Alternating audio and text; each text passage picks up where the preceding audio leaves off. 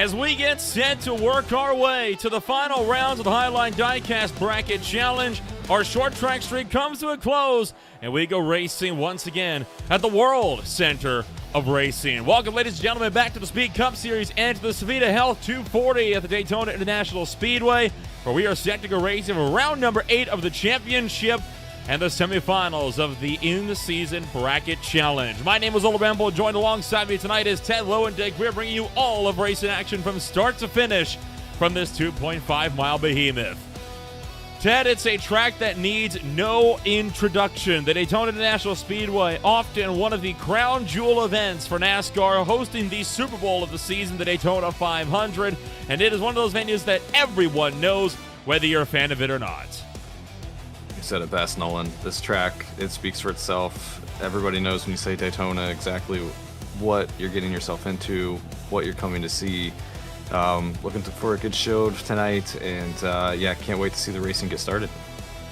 We will, of course, take a look at how the standings shake up entry tonight after taking a look at the schedule in the coming weeks. We are in the semifinal rounds. The final race will be decided next week at the track Too Tough to Tame in the final round. But, of course, before we get to that, here's how the championship shakes up throughout the season so far. Right now, Nick Kaufman, after going back-to-back with his third win of the season now in his rookie campaign, stands atop the boards, 218, 8 points over Ethan Amberg. So Kaufman, one of the rookies, really taking some of the veterans to task here this season so far. Yeah, 3 wins on the season. Looks like he's got 5 top 5s and 6 top 10. I mean, he's just racking up the points. 8-point lead so far. Yeah, he's doing well. As a rookie, it's pretty solid. It's terrifying for the rest of the group there, but hey, maybe someone's going to step up and a veteran will knock him off tonight. And of course, here are the pairings entering tonight. Only 4 cars remain from the 32 that we rolled out to with Iowa. Those drivers being Jason Garcia's facing off against rookie Nate Lesko, and again, rookie Nick Kaufman against seasoned veteran and defending champion Cosmin Ionoshu. So with it being a winner-takes-all affair, this is going to be the wild card round, and who knows, we could get 2 veterans in the final round of Darlington, or we could have 2 newcomers looking to take the win of the bracket challenge. Yeah, Daytona's it's one of those tracks where it doesn't matter how good you are. You're at the mercy of how things are going to play out here. You can have a strategy that works out well, and then an untimely caution kind of messes everything up for you. So it'll be interesting to see how these guys in the bracket challenge handle tonight. Do they sit back? Do they just go and try to control the race right from the get-go? It'll be interesting. We'll, of course, give a shout-out to the guys who keep the lights on here for the Highline Diecast Speed Cup Series. Tonight's race and every race is brought to you by Highline Diecast Collectibles, your go-to source for high-quality NASCAR diecast and memorabilia. Whether you're hunting for the latest releases, rare finds, or looking to sell your own collection, they have got you covered. Plus, don't miss their live auctions every week on Facebook and whatnot, where you can score incredible deals on must-have collectibles and place your pre-orders on NASCAR's latest diecast at HighlineDiecast.com, where passion for racing meets collectible perfection. Ted, only 60 seconds to go before we will get the grid set in stone for racing action here this afternoon. It is looking to be one of the most stacked grids we have on the afternoon. It's a 40-car cap for the championship, and it looks like we're getting all 40 slots filled this afternoon. But so many cars. The league that I run in on Wednesdays doesn't have that many cars, so this is actually quite impressive. And to see that many cars going around Daytona, it's going to be a very interesting time. Man, green flag pit stops could be very entertaining, so hopefully we get a nice long run and we can see what happens here. I was going to say, that's assuming we get green flag pit stops, which is you and I both know from experience, that is a very, very big if here at the Daytona International Speedway. As we get set for the starting grid, it's time for the Beach Boat Baseball Pole Award. Beach Boat Baseball is a youth travel baseball organization built around one simple mission: taking young athletes to unforgettable destinations, creating lifelong memories, and competing in some of the best tournaments across the country. So congratulations to tonight's Beach Boat Baseball Pole Award winner, Manatsi Major. He'll lead the field to green and have the best seat in the house as we get this race underway. To learn more about Beach Boat Baseball and follow all the action from their teams and tournaments, be sure to check them out on Facebook and TikTok by searching Beach Boat Baseball. Beach Boat Baseball is proud to support tonight's event as they wish all the drivers the best of luck. So let's get this show on the road. It is again the Pole Award winner, Minazzi Major, starting this race from the #1 spot. Alongside him, Mr. Tiltify Aftermarket Coffee Camry of Cosman INO Shoe. Row number 2, Jeremiah Vincent with the Jegs.com #8. He's alongside the SPL Designs Toyota of Tyler Bowling. With row 3, it's Ethan Amberg for Go Sim Racing, down in the #14 entry of Highline Motorsports. He's alongside Bob Giaquinto, down in 6th. Row number 4, holding Christopher Darling with the Sim Rat Market #33. He's alongside the Game Glass Mustang of Stacy Hunter. The top 10 closed out by Jake Niparis with the #9, alongside Adam Boylard in the #10 with the Logitech machine, and the top 10 separated by only 0.05 of a second. In 11th spot, we've got Nate Lesko, and in the 12th spot, we've got Stan Hausman. In the 13th spot, Tim Branson, and in the 14th spot, we've got Martin Plute. In 15th, Sean Cox, and 16th, Bryce Hedcock. 17th, Philip Scott, 18th, Tyler Cadd.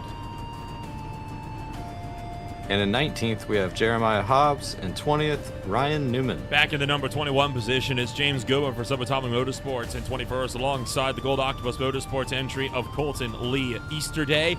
Row number 12 holding Garrett Austin in the Slipknot 34. He's alongside Corey Hutchinson in 24th.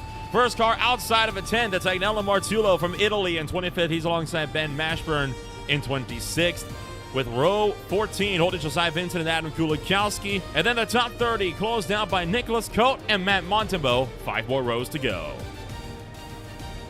In 31st, we have Jason Gracias, and in 32nd, we have Dalton McKinney. In 33rd, we have Brandon Finley, and in 34th, we have Jason Shue. In 35th, we have Quentin Sylvia, and in 36th, we have Joey Barrett. In 37th, Jeremy Canute, and in 38th, Terrell Wheeler. And I believe our final row is made up of Mark McFadden in 39th and Nick Kaufman in 40th. With Kaufman winning 2 races back-to-back, he is mandated to start at the tail end of the field, hence why we see him all the way down the order. Now, whether or not he can go 3 for 3, that is the big question on the afternoon tonight. Now, typically, Ted, this is a round where I would ask if you've got any favorites to win this race tonight, but I'm not going to bother because when it comes down to Daytona, it can often be a crapshoot, especially if a caution comes out in the final 20 laps. Yeah, I was going to put my money on Kaufman just because I want to see it last the first challenge. But, yeah, this will be fun. Anything goes. I'm not too familiar with how well this car drafts. I do the Daytona 500 every year, but it's a fun race, and that's all I do with this car, so I really don't know. Well, I can tell you right now, it's going to be full of 2 wide for the opening few laps, and likely a little bit of 3 if drivers want to get a bit aggressive and making their way to the front.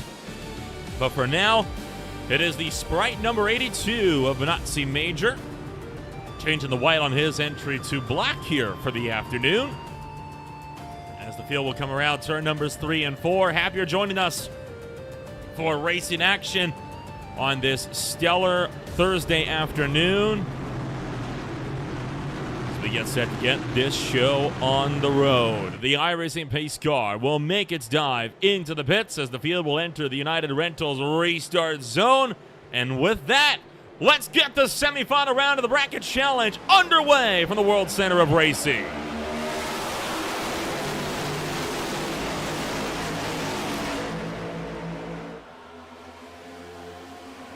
It's going to take a while for these cars to get up to full speed because of the whole tapered spacer that they have, but here they go into turn 1 and 2, still side by side. Couple of people there in the middle of the pack starting to break their way down in single file, make it nice and easy there.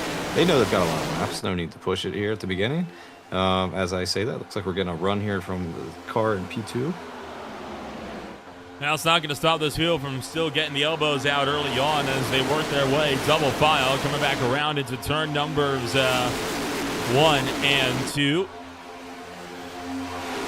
Back 3 and 4 It is 3 and 4 as Minazzi Major will make his way. He will be the one leading the way at the end of the start-finish line.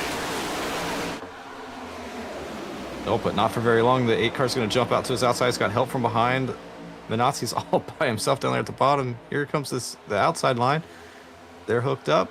And looks like we'd have a new leader. That's Jeremiah Vincent taking over the new spot, being pushed very hard by Ethan Amberg. Now, Vincent wasted no time and jumping to the front. We know the Vincents like to lead the way whenever they get the chance to. Ethan Amberg a lot more content to be the pusher, but keep eyes on Benazzi Major because he is also a driver that loves to lead the super speedway races. He never tends to like to be at the tail end of the field for long. Now leading the outside line, it's rookie Tyler Bowling up on the high side of the racetrack. Field will work their way out of turn numbers 3 and 4, down the front stretch and coming back into turn number 1. And with that, we're officially able to settle into rhythm. Not seeing anybody really getting the elbows out all too aggressively. I think most drivers recognize, hey, 95 lap race. Let's settle in for the long haul. Yeah, we say that, but Ethan just pushed Jeremiah around the entire track, front bumper to rear bumper. Can't do that too long. Eventually, the iRacing physics take over, and you get 30 seconds of repairable damage to the car that's pushing. But yeah, no, that was cool. They got a nice little push. That's something to keep in mind for later in the race. Is you can get a nice little push from behind, and you can gain a lot of ground actually. And man, this is a mess right here. What is going on? They're like 2, 3, trying to be 4 wide coming off of turn 4. Yeah, Corey Hutchinson and Nick Kaufman kind of caught in the middle there. They're going to get it back down to double, thank goodness. Now it's the 20 car caught in the center. That's Matt Montembeau starting to drop down the order. Adam Kulikowski trying to find a way to bail out from the outside line. So we'll get it back down to 2, and that's what I was talking about, right? A few drivers just getting the elbows out early on, wanting to work their way to the front. Speaking of working their way to the front, Bob Giaquinto will jump to the inside line. He'll take over the lead of the race when Jeremiah Vincent. Tyler Bowling still leading the top, so you got 2 rookies controlling both lanes. Stacey Hunter giving a push there to Tyler Bowling, trying to get him out in front of the 26 of Bob, but didn't get too far. They're still side by side. And something to point out, Nick Kaufman's made his way up to 16th in just 4 laps.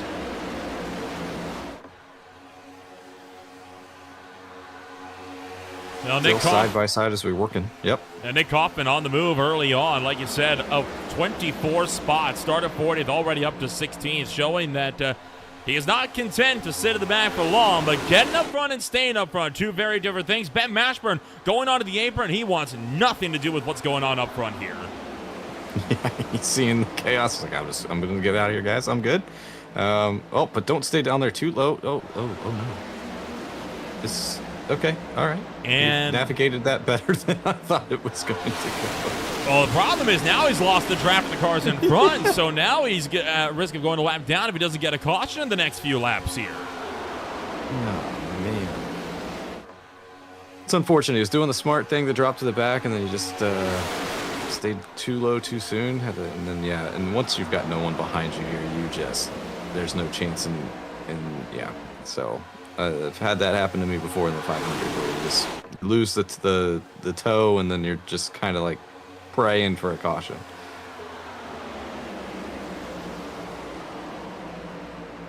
Battle still raging on here at the Daytona International Speedway.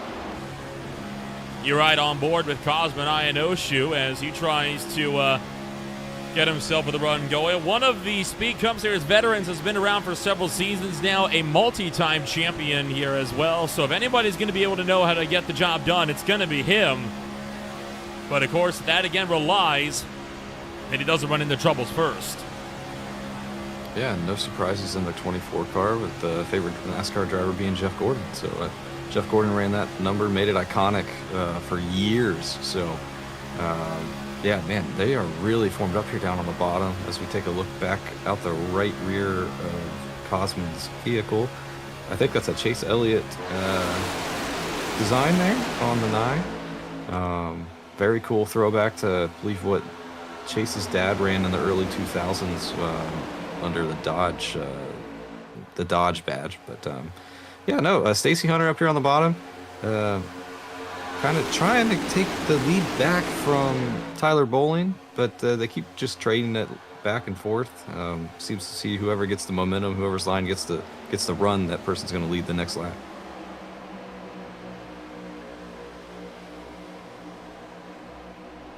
And you see, nobody's really keen on giving pushes right now either. I think a lot of the fuel saving game being played right now. That said, you do have Plut and Hausman Two drivers that have been here from day one with the Speed Cup Series. They're going to link up top and try to push Tyler Bowling clear, but Bowling was not willing to jump down to the inside line. So Bowling wants to stay on the top. You had the opportunity to get down in front of Stacey Hunter.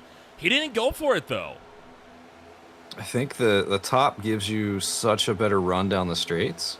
Yeah, you lose a little bit of time in the middle, in the corner, just because of the shorter distance being traveled by the bottom line, but that bottom line seems to always want to, at Daytona and Talladega and these drafting style tracks, always wants to kind of bog down a little bit where that top line, as soon as you come off the corner, I mean, you can just watch it here. The top row is just gaining and gaining and gaining. They're getting such a big run down the back straight, and they just carry it all the way through to the next corner. So, and the bottom line's not formed up. I mean, just look at it. There's spaces everywhere. You got Stacey Hunter trying to push the 39.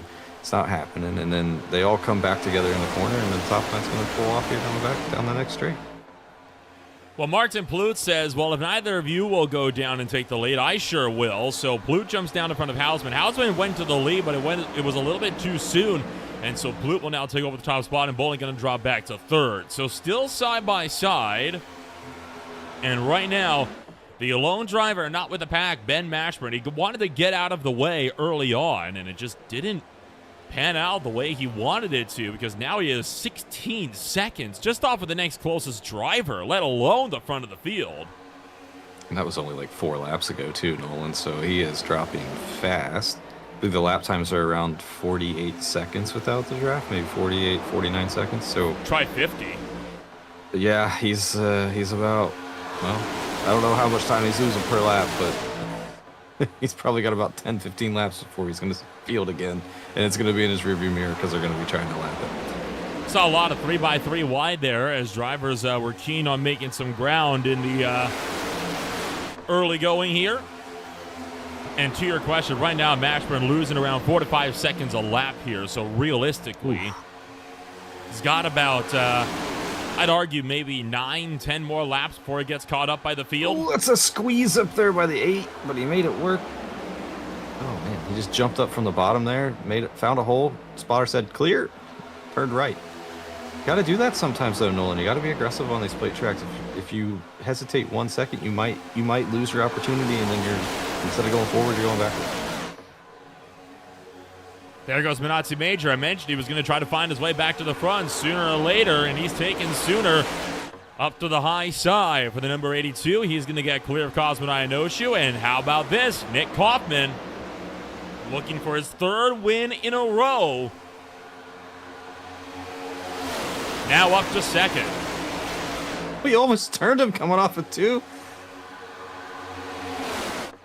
Major drops to the bottom, and Nick says, thank you very much. I'll take the lead. And here comes the line of cars behind me to just make sure I don't. So we're transitioning to a new style of racing. The opening several laps says, goodness gracious, Kaufman's going to be forced down to the inside now. But we have transitioned from fuel save, where everybody's just kind of lifting out, nobody's wanting to make moves, to now we're getting a revolving door of race leaders. Drivers will make their way to the front from the high side, drop to the bottom, and then get shuffled back in a line, find a hole, jump to the top, rinse and repeat. I say that because look at Tyler Bowling. He used to be up front and leading. Then he dropped back through the field. Now he started to pick his way back to the front as a result of drivers like Ionoshu, like Hausman and Plout, Major, and now Kaufman all dropping to the inside to try to cover the line, when realistically it would have been more beneficial to stay up on the high side. But the reason why they keep dropping down low, if they don't drop down low, well, then the driver behind them is going to take advantage of the jump to the inside to get a point for lead in the lap. Yeah, it's something I'm taking a notice of when they're down the straights. There's at least a car and a half width between the 2 lines. As the night goes on, that will disappear. But everybody's playing pretty friendly now, leaving plenty of space. And yeah, no, this we'll call it a conga line, I guess, or maybe that's not the right. I don't know. There's some dance where the person in the front drops to the back, and then whatever. Dancing's not really bad reference, but oh. Hold on to her, boys, as 3 wide for the lead. Down the back straightaway, Gracias in the middle, Kaufman up high, and that's causing some massive stack-ups below. Looking like we're going to be able to get clear for the time being, but a bit of a close shave for several drivers in the pack. We're able to get it back down to 2, and no problems as Minazzi Major leads the way down the front straightaway. I just got done praising them for being all nice to each other, and then that happens. So, interesting. We got a push coming here on the top. Big push out front. I mean, that's a car wing cap. This is a 24 going to hop up in front of the 1, try to take the lead back. See? 1's going to have a run off the top of the corner here. 24 staying low. 24's going up. 24's taking the run. Going to try to take the lead here. It's Cosman.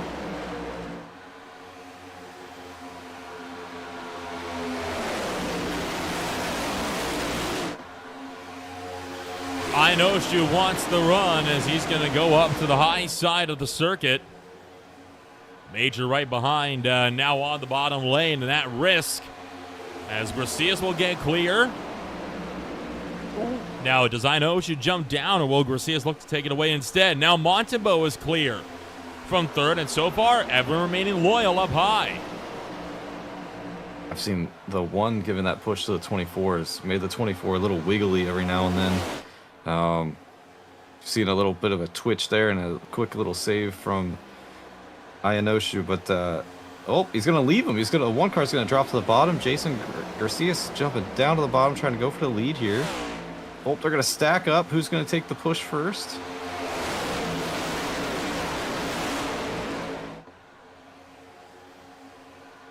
A bit of a stack for the time being, but Cosman, Inoshu, Gracias, and Montembeau will look to run 1, 2, and 3 as they make their way down the front straightaway. Montembeau will look to try to jump down to the inside line, and he is going to leave Cosman, Inoshu. So Cosman wants to stay on the top, but not a lot of drivers are wanting to work with him. Here comes the bump. Oh, and that's why. Look at Ben Matchman just up the road, so lap traffic coming into play. Lap 17. It's only been 12 laps since he made that little mistake. Oh, no. Oh, no. Stay down, boys. Don't go up there. What he needs to do here is just try to find a spot where he can just, there's a big gap here. He needs to drop in behind it and just ride. Catch the draft, slowly build up your speed, and then just kind of sit here. He's the only car a lap down, so caution comes out. He'll get the lucky dog. He'll be fine. But now we're on board with Garcias here. Stacking up on the bottom. Look at the top line. Going to get a little bit of run here. Got some sparks flying out from the car's bottom and out up in front. But yeah, man, just riding. I mean, riding at 190 miles an hour. But yeah, look, he's off the throttle, saving some fuel. Yeah, if you're not leading, might as well save the fuel. No one. It's a good strategy. I mean, how many super speedway races have we seen on this channel come down to fuel mileage affairs? And it's could very well be this one comes down the same way, especially if we keep going green the way we are right now.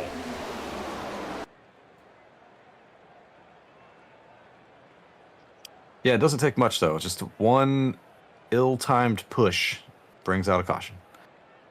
Man, they are all bottoming out right now. And, yeah, no, this has been pretty interesting so far. We've seen the ability to pass. We've seen the ability to, it seems like whatever line has the most organization is wanting to take the run and get up there. We've seen the top line be able to hold it. We've seen the bottom. These guys at the top are getting very offset. Don't like that. That's what I'm talking about. You get one person going left, one person going right. Before you know it, you've got someone spinning. And they're at the front of the pack, so that means everybody behind them is going to be holding their breath. So, yeah, it's just not in the tri-oval. Don't push there. That's not good.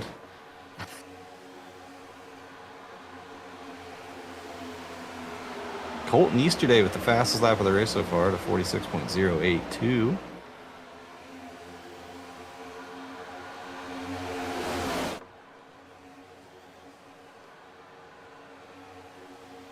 Oh, and there goes Jeremiah Vincent looking for the middle line. Jay Nipper is going to be forced up to the outside with James Goodwin. Major goes up there with him, and now Vincent caught in the proverbial sucker hole.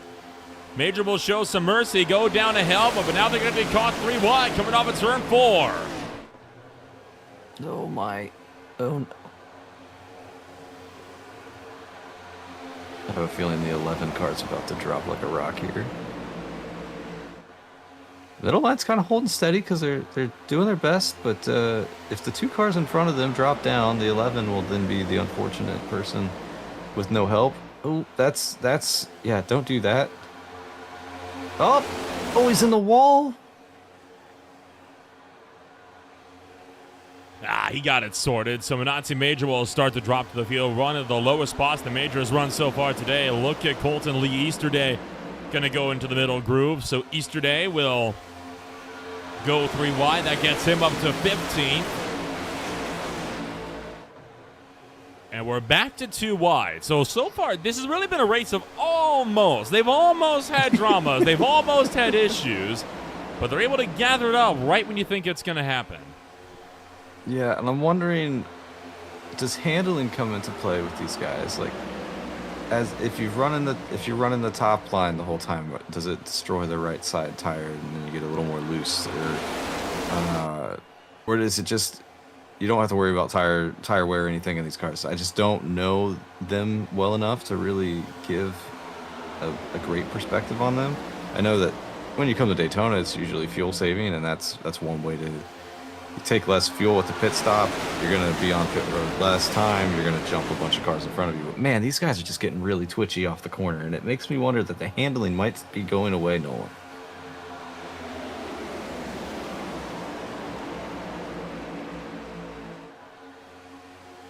They're also really disorganized, and it's... Well, that's just... Trying to see who that was. It was a green and white car. Just made a little bit of a move to the bottom. Saw a gap and he filled it. Nothing ill from it, but just took what he could. Believe top line's organized here. He may have been looking at Stacey Hunt to deeper the back. Or look at Inosha now jumping to the middle line as Matt Montembeau. The Canadian still trying to hold on up on the high side. Jake Niparis tucked right back in the rear. James Goodwin third in line on the top shelf on the inside. It's Inoshu, Amberg, and Newman.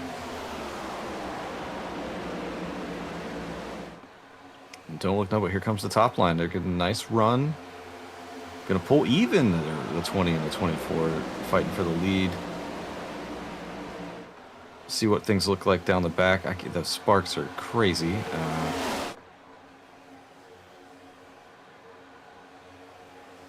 Oh, man, those pushes. It's making me nervous. I don't like when the pusher gets pushed. Yeah, it's not a comfortable experience for the guy in the middle.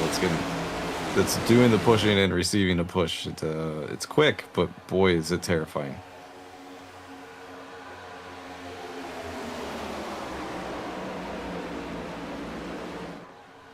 And they've cleared now.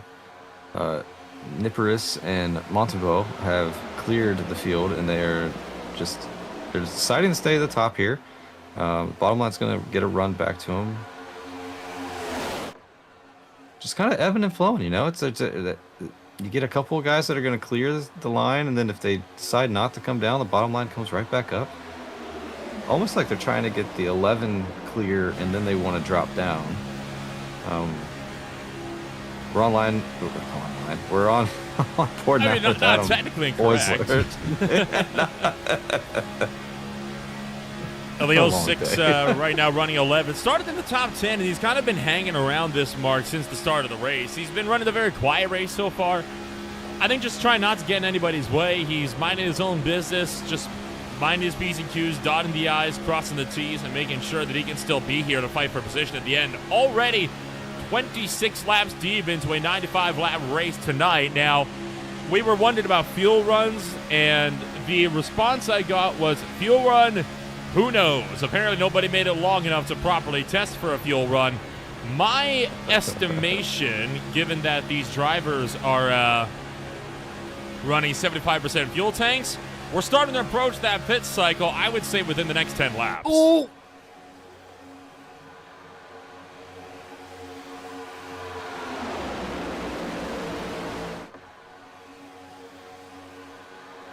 And the live timing is crazy. You just see the names flashing up and down the leaderboard each lap just because of how the nature is. One person's in 5th one lap, they're in 10th the next.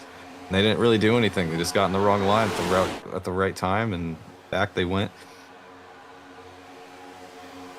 The pushes are starting to get a little more aggressive too. They don't want to give up the track position. Not entirely sure if that's because they think they can't make their way back up there. We still got quite a long race to go. And we've, other than these first, what, 20 cars, then it's like it's a long string of people just settling in behind them.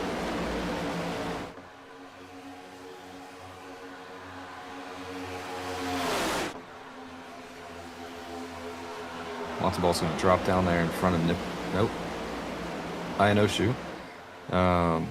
Something I don't know if we talked about it, Nolan. At Daytona, Talladega, these drafting style tracks, that double yellow line is the out of bounds line. You cannot make a pass going below it. Use it as your friend, knowing that no one can go below you to make a pass there, but you also need to be aware that you can't go below it to make a pass. Oh, we're going to get stacked up here. The 15 got a really good run in the middle, but he had nowhere to go with it. Had to lift. Usually that means the car behind you is going to also have to lift, and then it just becomes a stack up. Looks like they sorted it really well as we complete another lap here, coming to lap 29 in this 95 lap race. Everything's civil so far. Couple of moments, nothing to write home about. Everybody's just settling in, doing what they can. Top line's starting to really fall back here. See how disorganized they are? There's a lot of spacing between the cars. No pushing going on. They're just going to drop back here. Maybe we are approaching that pit stop. Maybe people are just trying to fit in, Nolan. Well, that's what I was wondering, right, is maybe we're getting close to that pit stop window, so drivers are just trying to drop back to find the earliest hole they can. Well, was a hole for the 48, and he thought about going down, but by the time he wanted to commit to it, Jason Garcias had filled the hole, so Nicholas Coe will have to wait for another one to come his way. Almost a third distance through racing action tonight. And right now we are down to only, I think, 8 cars by my count running that outside groove. Yeah, if they all try to pit at the same time, it's going to be absolute chaos. I'm here for it, but man, it's going to be terrifying if you're in one of those cars.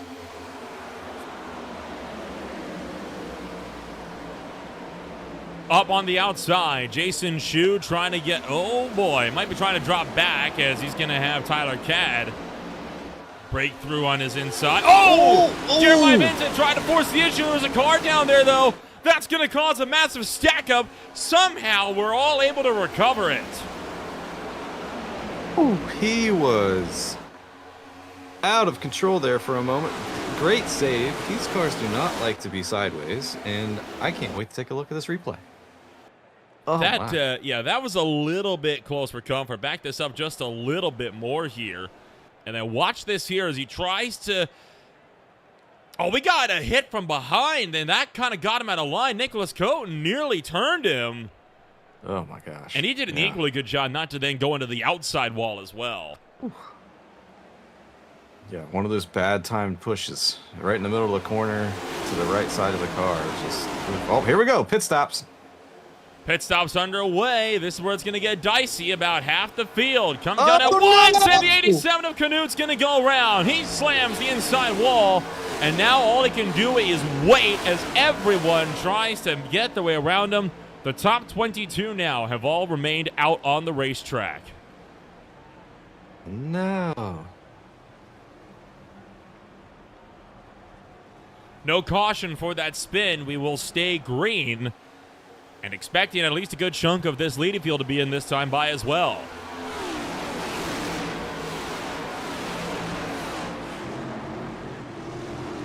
All right, now these guys that just pitted, they need to get organized so that they can get up to speed as quickly as possible.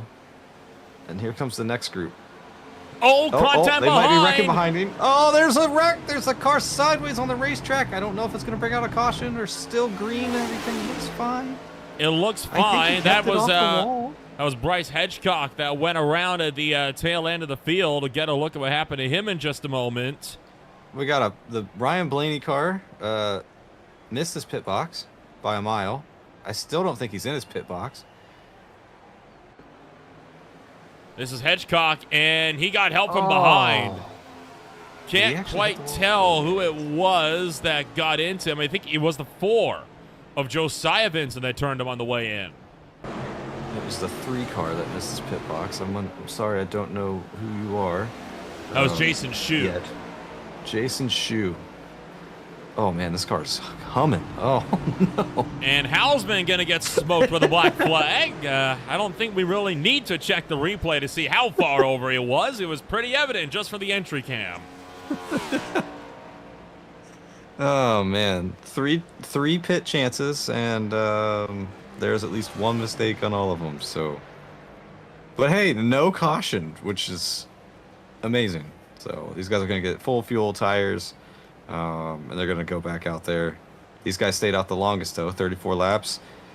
Quick math, they should be able to go one more stop if it goes green from here on out. And here comes the race leaders. Cosman Inoshu on his way around. Will easily retake the race lead. Also in his pack, you have Montebo, Amberg, Boylard. Those will be the drivers that will be running in the top 4 with no competition behind. Yeah, they've got a pretty sizable gap. Now this group behind them is much larger. They need to stay oh. That was weird. Okay. Well, anyway, they need to stay organized. They'll catch back up to them. They've got more cars, more momentum. Should be able to get more speed. But right now, it's kind of looking like one of those early 2000s, late 90s Cup Series races where they get spread out after the pit stop. And, yeah. Stan Hausman still on the lead lap after he had to serve a speeding penalty in pit road. Now, that said, he will quickly be losing a lap here as he heads back out to the racetrack. He'll be back up to speed by the time the field catches him in turn 3. Right now, Ben Mashburn holding the Game Glass lucky dog, but it looks like Stan Hausman will be the next driver in line to receive it following his unfortunate moment. I want to say Montalban was getting hot, overheating there, and he jumped up to cool, but now there's a lap car in his way. Well, you also got to keep in mind, right, only 1.3 seconds back. That's Benazzi Major and co. Now, Jake Niparis, Philip Scott also in the pack here. They are trying they might be able to use this lap car to bridge the gap and get to the front. That's what I was going to say. What they're hoping for is that lap car can stay close enough to keep the tow, but then far enough back that they can get a little bit of a sniff. And I think they're getting a little bit of it. I don't think the lap car's close enough to keep that, but they're getting enough sniff off of the lap car to at least close the gap a little bit.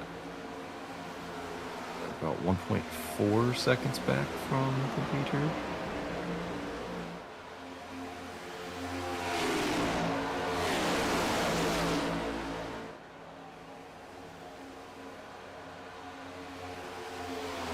Yeah, they're catching up. They were 1.4 going into turn 3, and they're now 1 second back. So they gained 4/10 in just that little bit. These guys are in the tow. Yeah, they've caught back up. This is going to be interesting. So Matsu's going to have a heck of a run here. Is he going to take it? Is he going to jump to the outside? Yes, sure he is. will. All right. Is he going to get help from behind? Yep. Here comes the 9 of Jason Niparis. Niparis is going to push him along here. 99's going to jump up to help. They're like, screw this single file stuff, guys. Let's go racing. Hey, you got the momentum. May as well utilize it. You never know if you're going to get a chance like this. And like I said before, he loves to lead. Tyler Cadd, very slow. May have had a problem here. So Cadd dropping back. And not sure why. Let's see if we can get an idea of what has happened here to Cadd.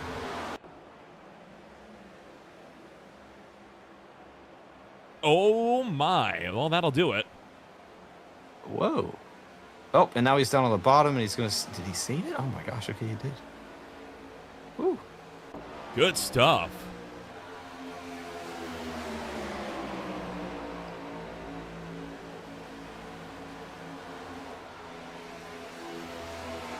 And we were single file for a little bit, but now that second line is caught up, we are now double file. The second... we'll call it the third group now. They are loving this side-by-side stuff because that'll help them catch up. I'm trying to just see. They are, looks like 6.3 seconds back. Stacy Hunter's leading that line in 16th. 6.3 seconds to start this lap. We'll see if they're actually gaining on these guys or not by the end of it. Stay organized and they run the bottom. They should, but see. So 2x2, the front pack now consisted of the top 15. Secondary pack is headed up by Stacey Hunter. These guys about 5 seconds off of the race leader. Colton Easterday, Adam Kulikowski also in the mix. So we ran about 30 to 32 laps before we got to our, or 32 to 34 laps right before our first pit stop window. So that leads me to believe that we could go likely until 64 to 66 on the lap counter. So should be a pretty easy two-stopper then for the field. It does maths, which is good because we want to see these guys go all out at the end of this for the third segment, we'll call it, after the pit stop.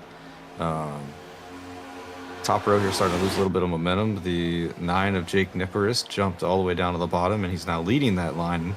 Brought the 99 with him, I think, if I'm remembering back when they caught up. They went up there with Minosi, but left him out to dry, and now he's trying to come back on his own with the 11. James Goodwin still leading the way up high. As we try. That second pack is coming. It is. Taking a second off. 4.5 seconds behind. Last lap through, the race leader was about 0.4 of a second quicker than the leader of pack 1 here. Showing that, hey, they want to get up here. They want to party as well. Yeah, and if you could, like, I know it would be very boring for us to commentate, but the way for these guys to win would just to be running, just run it single file. Don't fight. Like, this is slowing you down right now. If you guys want to win this race and just fight amongst yourself at the end, just get single file and drive for the next 40 laps. We don't want them to do that because then it would be very boring. But if that's what they wanted, that'd be the best way to do it. But yeah, nope. And Nipperis is going to jump up here to the top, get the momentum, try to control both lanes.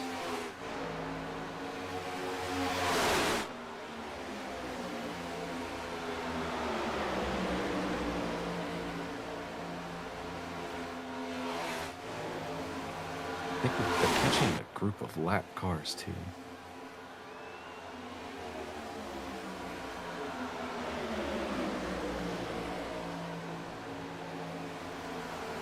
As we head off into turn 3 and 4 here. Jake Nippers leading the top line. On the bottom, we've got Philip Scott in the 99 being pushed by Cosmin Ayanosu. And there are 2 lap cars in front of them. They will have to deal with them here. Hopefully... Oh, this is always a sketchy situation because they're going to probably catch them in the corner. And the corner... Oh, no. We'll see how this goes. Hopefully the lap cars go up to the top and stay out of the way. But we'll see. They're catching them. There they are. They didn't catch them in that corner, so that's good. Still side by side here as these guys trying to figure out who wants to lead, who wants to run second. Lap cars are going to stay to the top. Manusi's going to jump to the bottom, trying to go for the lead. 11's going to jump down there with him, leaves the 9 car out to dry. 99's going to stick his nose under the 11, trying to get a push from the 24. Those lap cars are making this a much tighter situation than it needs to be. And Jake's going to take the lead back. There's some contact out back there and around the 6th or 7th position as they work their way around these 2 slower vehicles. Those 2 slower vehicles have now basically made themselves part of this pack. So now they're going to fight amongst themselves to be the first car 1 lap down. 97 still hasn't. Oh my God, 34 just made a huge move to not hit the 97. James Goodwin, meanwhile, while that's happening, jumps up and takes the lead. He's going to take the lead and hold on to it here with the 9 car pushing him. 9's going to... Oh, that's a bad bump. Hold on to it, James. Oh, here it goes. David James. Oh, he's not going to. And that is going to be caution number 1 on the afternoon. We knew it was coming eventually, and it finally fell apart. Not in the manner I expected it to, but hey, a bad bump is all it's going to take. Now, I imagine a lot of drivers will come down pit road here, but they're not going to be safe to the end. They are not. We did, what, 32, 34 the first time? Just adding that on would put you around 70-something, so they are not going to be able to do it. It'll still be a 1-stopper. But yeah, this is just going to be a bad bump here from Nipperis. Nipperis in the bud, I guess. But yeah, I think Nolan, I think he realized he was going to hit him, tried to get out of it, but the one car's on his bumper, and the one's not going to know that. And then the 11's just on for a ride here. My gosh. Amber got turned for the inside. He and Inoshu go hard into the outside wall. That is pretty major bracket challenge implications as well. Remember, Nick Kaufman right behind the incident here. You can see him, and with Inoshu now with damage, this is exactly what Nick Kaufman would have wanted to see. Let's get another look at this one at speed this time. Yeah, that's... Goodness gracious. I mean, there's a lot of contenders there, too. The 14 and the 24 stick out as cars that were hanging out front all night. They took it. I think the 24's got a toe link broken. It looked like it was pointed out to the right. Right rear tire was there.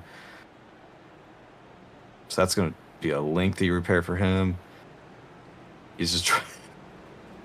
He's just driving through. Yeah. Hey, when your car's that beat up, you got to just find a way to get to pit road. I don't fault him for that at all, as we will... Boy, a tough break will put this race under the yellow flag, but there's still plenty of action yet to be had here this afternoon. Let's get rolling here. We will take ourselves a quick step back. When we return, it's more racing action on Green Flag TV. You're watching the Sevita Health 240 and the semifinals of the Highline Diecast Bracket Challenge. We'll be right back.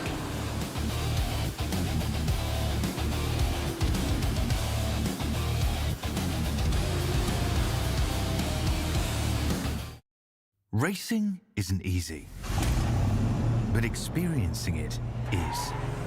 iRacing puts you in the driver's seat with the industry's leading sim racing game.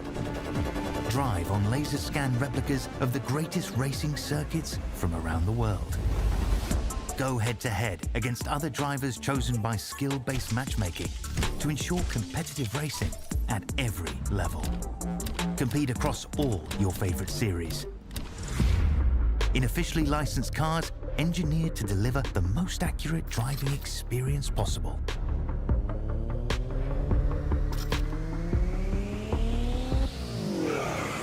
Join a race or host your own with players from across the globe. Race against the computer or in a league with friends. Feel the thrill behind the wheel.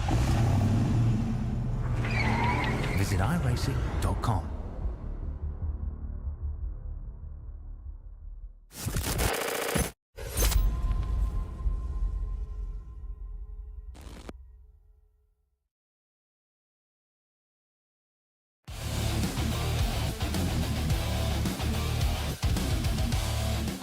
Welcome back to Daytona International Speedway, and tonight's run in the Sevita Health 240 for the World Center of Racing and the semifinals of the Highline Diecast in-season bracket challenge. Caution number 1 on the afternoon. Once again, my name is Nola Remble alongside Ted Lowendick, bring you all the action from start to finish. If you're just tuning in, it was a pretty wild incident that puts us under the yellow flag for the first time this afternoon. This is how our first caution comes about, as it ended up being James Goodwin who would spear hard into the wall along with others with a multi-car pileup to bring us under the caution flag for the first time on the afternoon. So a tough break overall for the field to kick off this race, and we are getting set to go back to green flag racing here, Teddy.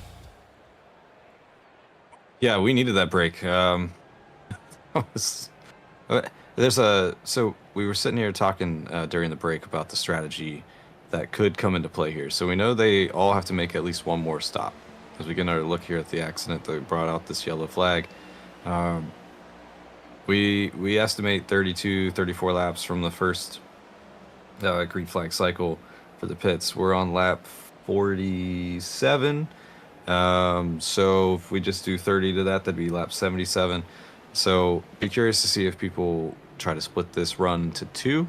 Like maybe instead of doing a full length stop, maybe you try to do like around lap 20 and then pit. But we'll see how it goes. Yeah, maybe. Do you think, Nolan, these guys are gonna maybe back off after the first caution, or are we gonna get right back to it when we go green?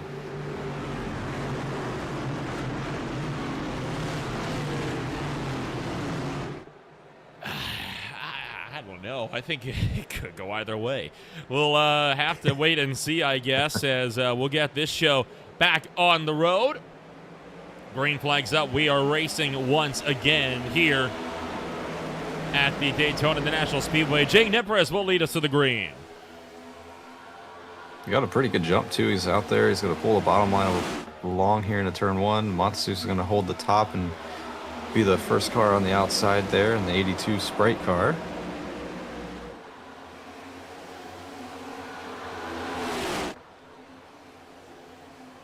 Starting to get up to full speed now as we head down the backstretch. There's a what? What's that?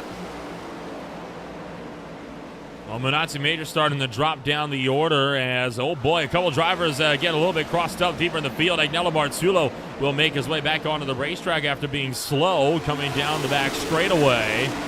So there has been something going on at the tail end of the field. Let's get a look back and we'll take a look at this from up top. See if we can figure out what went wrong down the back chute. I'm willing to bet it was a massive stack up. Sure it was. It started at the head of the field and it just continued on. There was one car real slow on the inside. Yeah, sure. That one car. Oh no. That one car that. Oh, he held on to it, the pink and yellow car there. The one car that was like way down on the inside of the apron on the backstretch. Yeah, who is this? Oh, that it's is the James 11. Goodwin. Ah. And unclear as to the reason, but he is, I believe, still circulating at only about 80 kilometers an hour. That'd be around 50 miles an hour. And I feel like this car doesn't have any power underneath it. I'm wondering the same. Maybe he came off pit road. It looks like he's had a crash, doesn't it? I think maybe he came off of pit road, and the crew had not fixed the damage nearly as much as he thought it had.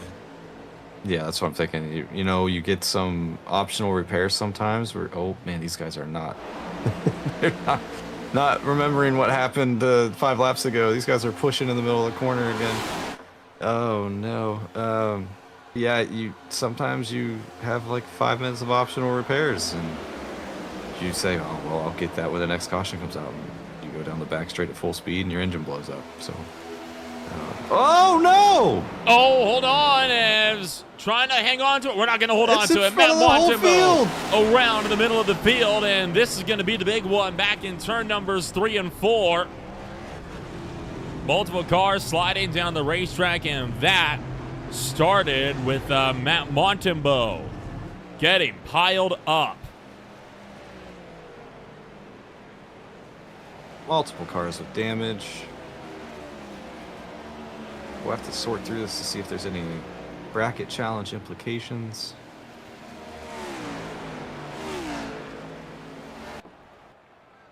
Try to get a look, find where Matt Montembeau's at. There he is, making moves on the outside. And Montembeau looked for 3 wide up the middle of Terrell Wheeler and Christopher Darling. He does back out. I think the 43 I think got spooked. Yeah, I think the 43 had a little bit of tunnel vision on the 49 in front. 49 moved down just a little bit there, and then the 43 went to follow him, and the 20's there in the way.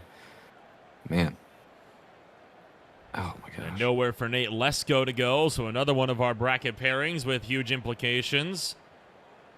Mark McFadden, I think, just able to get around that one down on the inside line. It's going to look, this will be at speed. Oh, this is going to be terrifying. This 20 car's got his nose in there. He's fine. He's fine. He's fine. Yeah. Yeah, I think the 43 just kind of... How did the 43 not get... Sometimes you get a little bit lucky, but who I want to really put emphasis on, let's see if we can't ride on board with Mark McFadden here in the midst of all of this. I tell you what, Mark had quite the doozy of a ride. Now, of course, McFadden races dwarf cars with the Vancouver Island Dwarf Car Association in the real world, so he, of all people, going to be pretty familiar with having to make some pretty big wreck avoidances. This is what he has seen out of his windshield. Really good job there of backing it down, letting everything open. Oh, my! He got a 4-tire lockup on that last one, but again, no damage. Didn't get a scratch on him. I hope he's wearing brown pants today, because that one,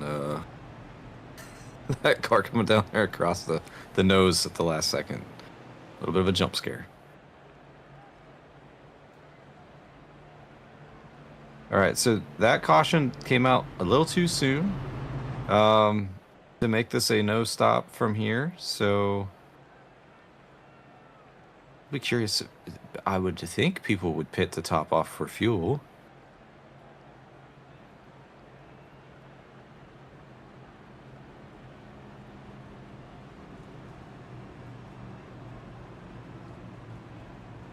So we'll still have over 40 laps to go, and we'll go back to green. So there's still no way they're making it to the end on one stop. They're going to have to make another pit stop, and I think that's why we're seeing the top 13 drivers have all opted to stay out here, because there's no point in coming down pit road now for fuel only when you know you're going to have to make a fuel stop anyway down the line.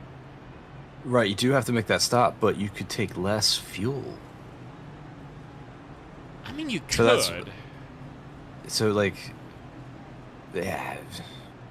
I know it's pins and needles here, but what is it? It was like 47 when we went back to green. We ran like 3 laps. So let's say it's, what, a gallon, maybe 2 gallons of fuel that they got to put in. That could be a second on the track. Well, again, though, to be fair, that's only valuable if you got a lot of other drivers around that have gone on the same strategy. If you're the only one that's doing that, well, that's true. Then you're out in front, and you're going to get swallowed up anyway, which I think is the gamble that a lot of these drivers up front aren't willing to take. That's a very good point. And you need at least 5 or 6 people to make it worth it. But even after those 2 big wrecks, Nolan, we still have quite a few cars left on track. Yeah, we do, and I think that's a really good sight to see. Still have a lot of drivers out there running on the racetrack. 40 started this race. 37 remain on the racetrack. 36 of them are on the lead lap. So it's been a good sight to see. Brandon Finley with the Game Glass Lucky Dog as the current candidate. He is our lone driver 1 lap down.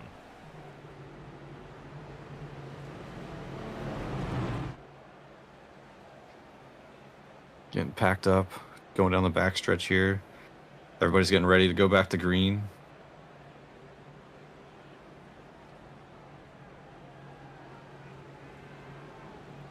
Is it Manazzi that's in the lead? Yeah, it looks like he's P1. Adam Boisler is going to be P2. Jake Nippers P3. Ryan Newman P4. And rounding out your top 5, Nicholas Coate.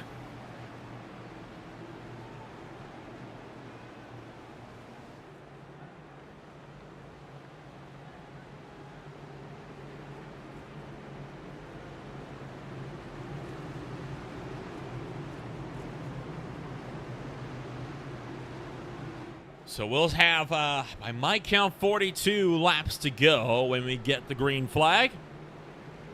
Showing that still have a long way to go, just under halfway. Here in the Sevita Health 240 iRacing pace car. We'll make its dive into pit road on the left-hand side. And we will return to green flag racing in the United Rentals restart zone. Great jump from the outside. He's going to jump down right away, pick up the 06 there in the bottom. There is no organization up here. The bottom's going to easily pull the 2 here. 9 and 48 are going to just file in and settle in there. And then here we go. We got is that the 24 back up here? Major. 24's back up. Sorry, Major is still running strong in the number 1 spot. Adam Boiler right behind him. Top 5 on a serious breakaway down on the inside. We'll go 3 wide back in the back of the field here. Seems to be sorting itself out. Oh. Okay, well, you say that. A couple of drivers having a moment, but again, still able to keep the race rolling forward. There is Cosman Ionoshu. Ben Mashburn, Jordan. after being allowed on earlier, he's going to try to work his way up to the middle groove. And, oh, boy, we got a couple. I think we got one on the wall up there. Oh, my gosh. The Jordan brand 20, is that the 23 that's making its way up through the middle? Can't tell. Yeah, Ben Mashburn doing a good job with that 23 entry as he took that car 3 wide. He's able to now get into the outside. Caution. Yet again, a yellow flag comes out. And yet again, it is over in turn number 4. Well, they call it Calamity Corner for a reason. I believe this one might belong to Tyler Cadd, potentially. Shall we investigate? Yes.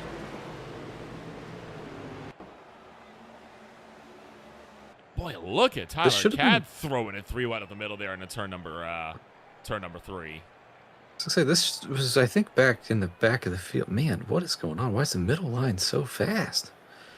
Everyone around is checking up, trying to save some fuel. The middle line is just going. Okay, and so the you see them stack. Oh, right there, Jason Shu caught the back, and that's going to stack up the middle line, and it ends up being the 26 to put Amberg into Jeremy Canute. And that's what spins Canute around. Canute will, as a result, drop down through the order. The 95 slides around with him. Hard hit into the outside wall for the 87 entry. And the 95 of Colton Easterday getting involved as well. That is, no eggs in his Easter Day basket. Anyway, man, the 81 has a heck of a run right there as he's just running up the middle. They do check up down there on the bottom. Yeah, just like you said, Calamity Corner is going to make everything happen.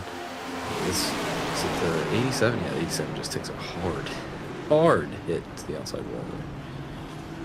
What this will do, this will mean that Brandon Finley is now going to be the recipient of the Game Glass Lucky Dog here on the afternoon. This Lucky Dog being brought to you by Game Glass. Game Glass turns your phone or tablet into a custom control panel for your favorite sim game. Star Citizen, DCS, Flight Sim, or iRacing, you name it. No more forgetting keybinds. Just tap and fly. Try for free at GameGlass.gg or use code HUNTER71 for 10% off of a subscription today. With that, that will put the number 94 back onto the lead lap, and with this, a lot more drivers are coming down pit road for fuel top-offs. They can't make it. Well, if we keep getting cautions, they'll be able to make it. That's very true. And that, I think, is the critical thing that a lot of folks here are seeing, because it's looking like we might enter a stop-start rhythm from here to the end of the race.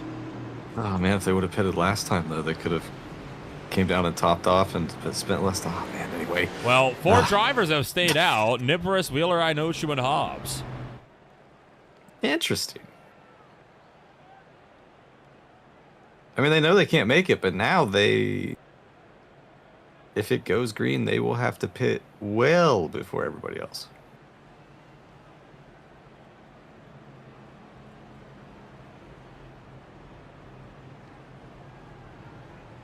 Be what, 37 to go when we take the green?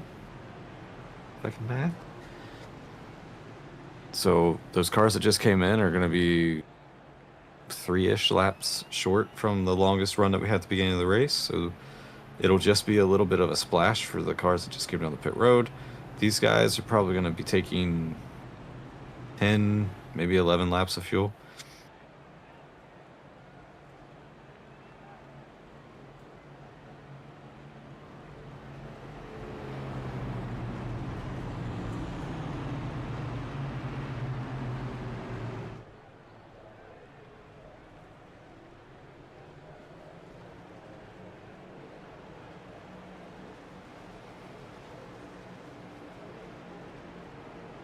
So 37 it looks like. Maybe we return to green flag action.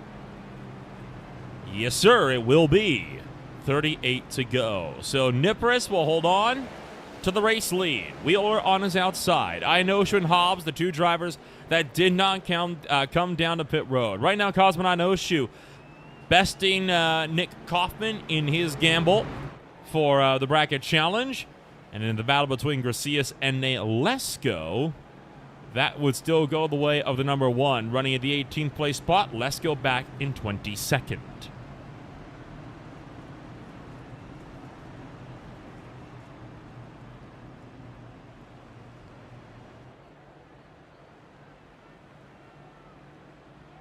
Oh man, I want to see.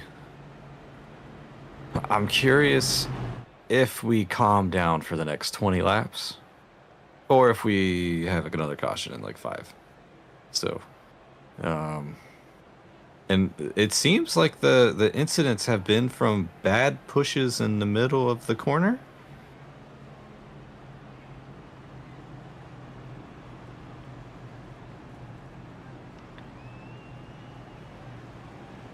You never know. I mean, pushing in the corners, it's something that it is in theory possible, but you gotta really know how to push, and the guy behind you or the guy in front of you really needs to have a lot of trust in you as well to not get spooked when he feels the contact. So it is doable, but it is far from easy. We're gonna get set to go back to green this time by with 37 still on the boards, and then we'll see if we can't get this show on the road.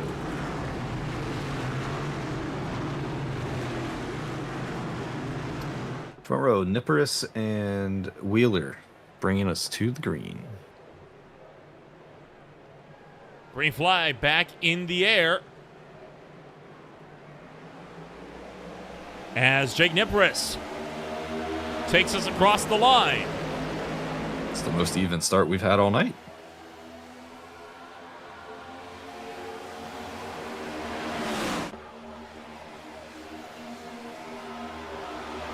Well, for the time being, there is still a very big chance that we run into more issues before we're done here, as with 37 to go, they're already looking for 3 wide deeper in the field. Easterday will get clear of the 92. Yeah, I saw a little bit of a bump there and a little bit of a dance there by Easterday coming off of turn 2. That's what made me freak out for a moment, but he made the pass and he's moving forward. Whoa, big dive down to the bottom there by Klute. Was that Klute that just jumped down there? Still 2 by 2 wide. Top 4 clear from the inside. On the outside, it is Nicholas Coate leading the way up top, alongside Terrell Wheeler and Ryan Newman. So we will keep up the battles with a lot of ground left to be covered here. And oh boy, get a little bit twitchy deeper in the field as well, with some drivers having connection difficulties. Oh, that's the worst. Oh, here comes a big push on the bottom. Hold on to it, boys. Oh, they got it for the time being. I think they'll be able to hold on to it just fine. Oh, someone peeking middle. Nope, just thought better of it. Now they're coming. Here we go. All right. Nicholas Coate to the point. He'll jump to the inside line. Terrell Wheeler still maintaining ground on the high side. Would love to get an opening on this field. Ben Mashburn resets fastest lap of the race so far. Watch this run. The top line's going to get down the back. They're pretty organized exiting 2. 43's going to pull up even with the 48 into turn 3. Big push from the 10 there to get him just a little bit past the 48 there. Coate, Nippers on the bottom. Wheeler, Hobbs up top as we come to 34 to go.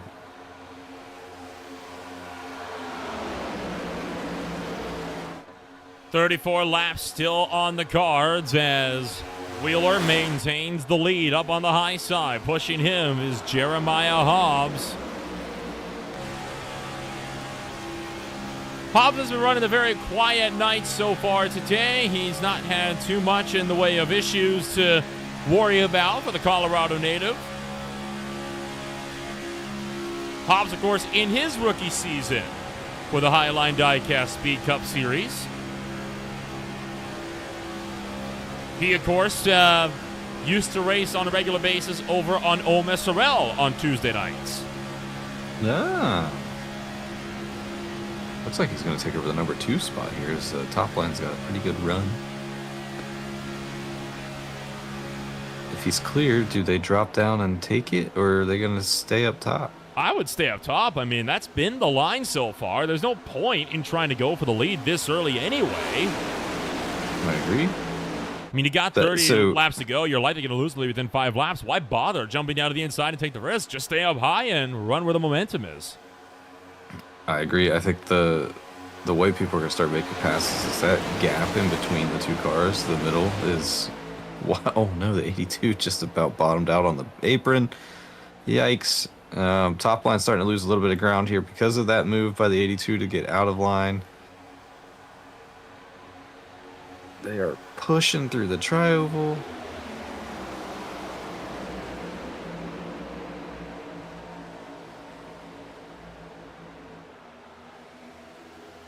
Nicholas Coate, Jake Niparis, Cosman Inoshu still running 1, 2, and 3. Venanzi Major and Adam Boylard holding on strong. A few more drivers. They're going to look 3 wide, particularly deeper in the field. Oh, man, they are weaving. Oh, my goodness. And I thought for a moment we might have a couple going around, especially right around Dalton McKinney's number 46. A little bit dicey there, a little close for call.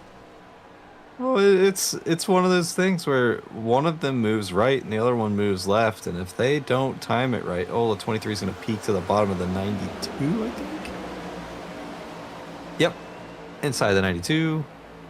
Take the spot. Thank you very much. Puts him 3 wide, and my gosh, hold on to it. Branson getting a little crossed up on the outside, but he's able to hold it.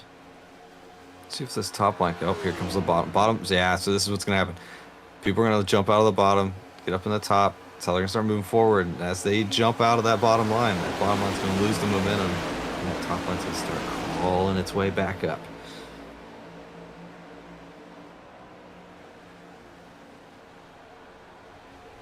Side draft action there from the Coca-Cola car. Josiah Vincent, we saw him being caught up in an incident earlier this afternoon. In fact, I believe was one of the catalysts of our earlier incidents, but he's been able to hold on. We are officially in the window. You can pit now and be good to go the distance. That's something I'm sure that Jeremiah Hobbs, Terrell Wheeler, Cosman Inoshu, and Jake Niparis are going to be watching very closely because they are offset by about 11 laps on the pit stop cycle. Yeah, when do they pit? See, that's the question, as long as possible. Well, and here's the other thing, right? It's not like a normal race where you pit early, you could get some speed on fresher tires. You don't have that advantage here. Dare I say, it might be worth it. They're sneaking in the middle there. Dare I say, it might just be worth it for these guys to just run the tanks dry, no? I think so. Well, the way they're going, they're going to crash. So, yes, that might be the way. Oh my gosh. Okay. Got some people in pit road now.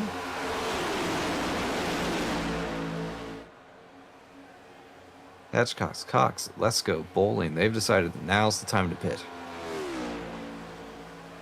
But I think they were off this group a bit, and maybe that's why they decided to do it. Maybe this is their Hail Mary shot that if we pit now, these guys wreck, they automatically jump up to the front.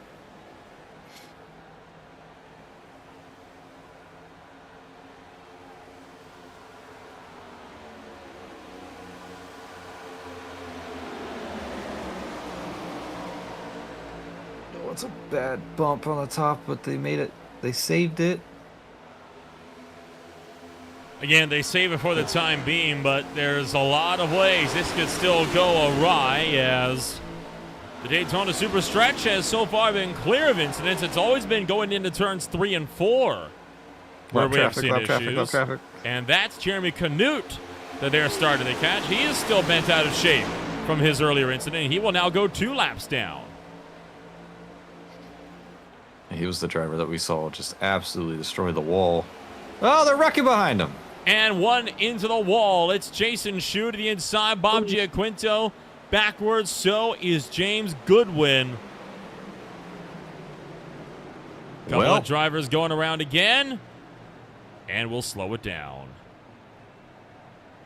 All right, so who pitted just before that came out?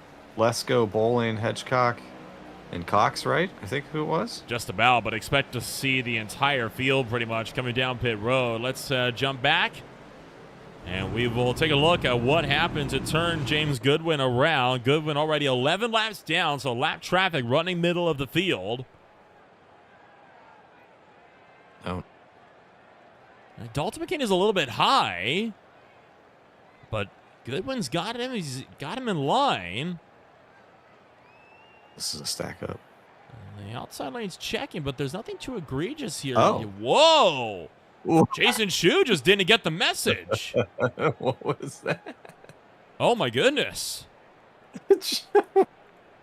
So, Jason, yeah, so all that is that's just one driver not getting the memo to everybody else effectively about what was going on there.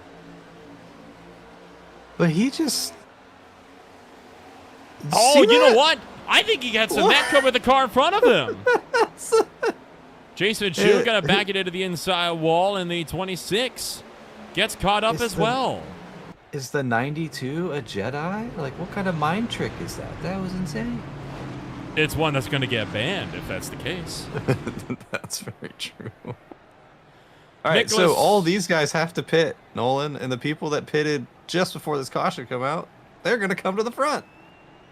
So a lot of drivers going to be shaking up the field, and from here, it is going to be no holds barred on a grudge match straight through to the end of racing action tonight.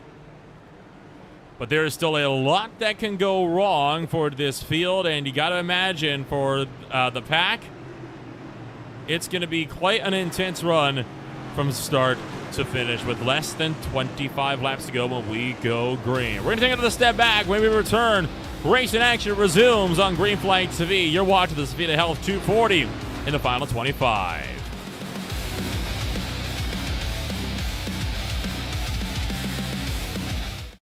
Racing isn't easy, but experiencing it is. iRacing puts you in the driver's seat with the industry's leading sim racing game. Drive on laser scan replicas of the greatest racing circuits from around the world. Go head-to-head against other drivers chosen by skill-based matchmaking to ensure competitive racing at every level. Compete across all your favorite series. In officially licensed cars, engineered to deliver the most accurate driving experience possible.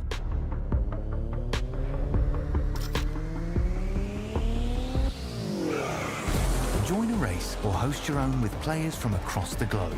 Race against the computer or in a league with friends. Feel the thrill behind the wheel. Visit iRacing.com.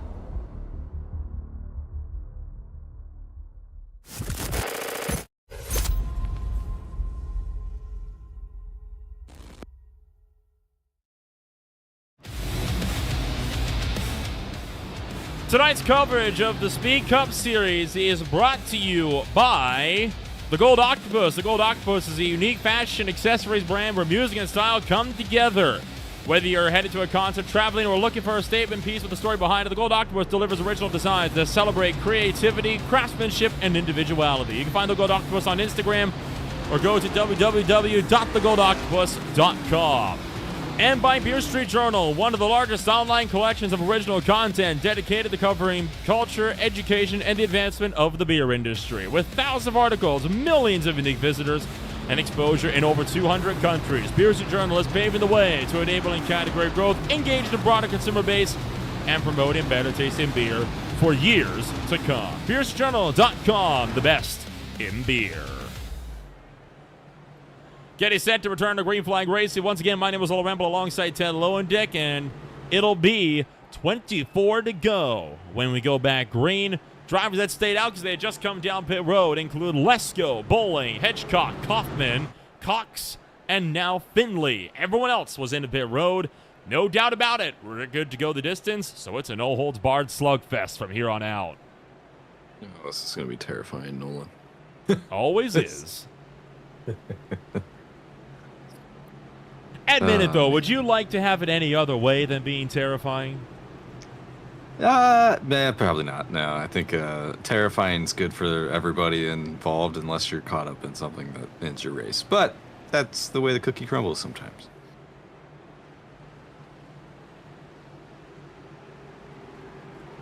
So if you're somebody in this pack, are you charging early or are you looking to just hang around and wait and see what comes your way? I think if I'm in the top 10, I'm going to try to get to the front. But if I'm in the back, I'm going to wait it out. See if there's a couple more cautions and try to pick up some freebies and then try to make your way up. I think the middle might be the ticket to make up some ground. If you can get a run off the back, coming down out of a corner, and you can dive underneath to somebody and use that middle lane. We've seen it earlier. Here comes Barney, the flagman. We're good. Yeah, green flag back in the air as Lesko hopping to it up at the front. Few drivers getting a little bit, they're jockeying for position deeper in the field, but again, so far able to hold on. Lesko jumped out to a really big lead. 18's going to pull up. Oh, that's not good. Don't do that. 06. Oh, buddy, not done yet. Not done yet. Boiler trying to hold on, middle of the field. He's going to get some help from Ryan Newman. Oh, now looking for four wide. There's no way this is going to work down the back. Major took to the apron to go evasive. A huge hit to the shorts as Vincent slams the back of Inoshu, and they're somehow able to keep it pointed into the right direction.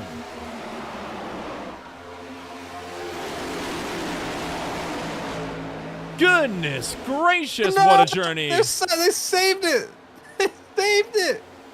Still not done. That 18 not safe. Now going to come back onto the racetrack. Martin Plune able to get back up there. While they're trying to take each other out.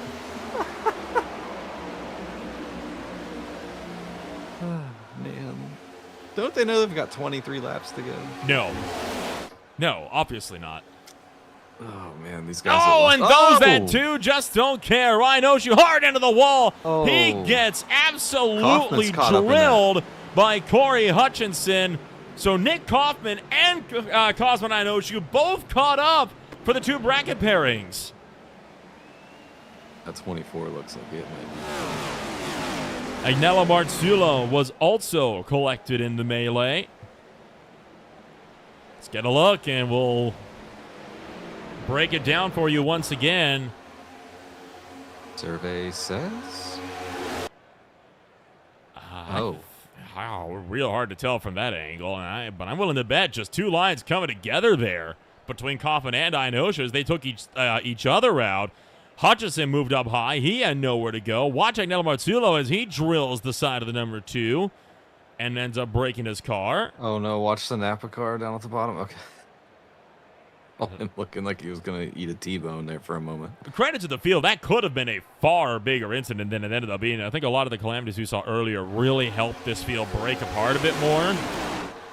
Did 24 come off the bottom a little bit? He did, but Coffin also came down from the top, which is why I'm thinking, it's just two lines coming together, and goodness gracious. Inoshu just getting bodied by the 21.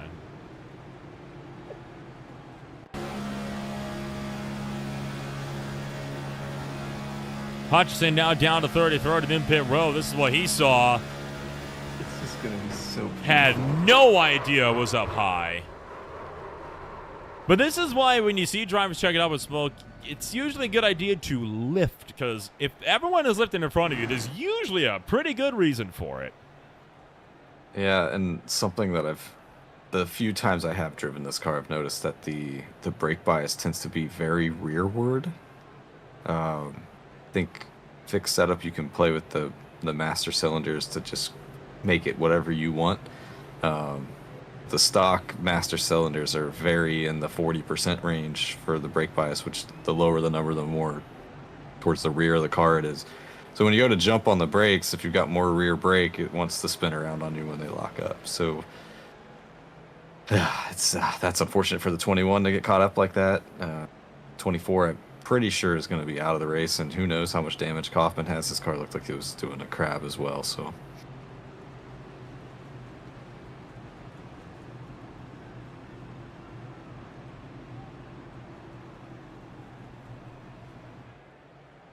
With all that calamity, the top 5 are Lesko, Hedgecock, Cox, Coat, and Major. Easterday 6th, Bowling 7th, Newman in 8th, McKinney in 9th, and Nipperis rounding out the top 10.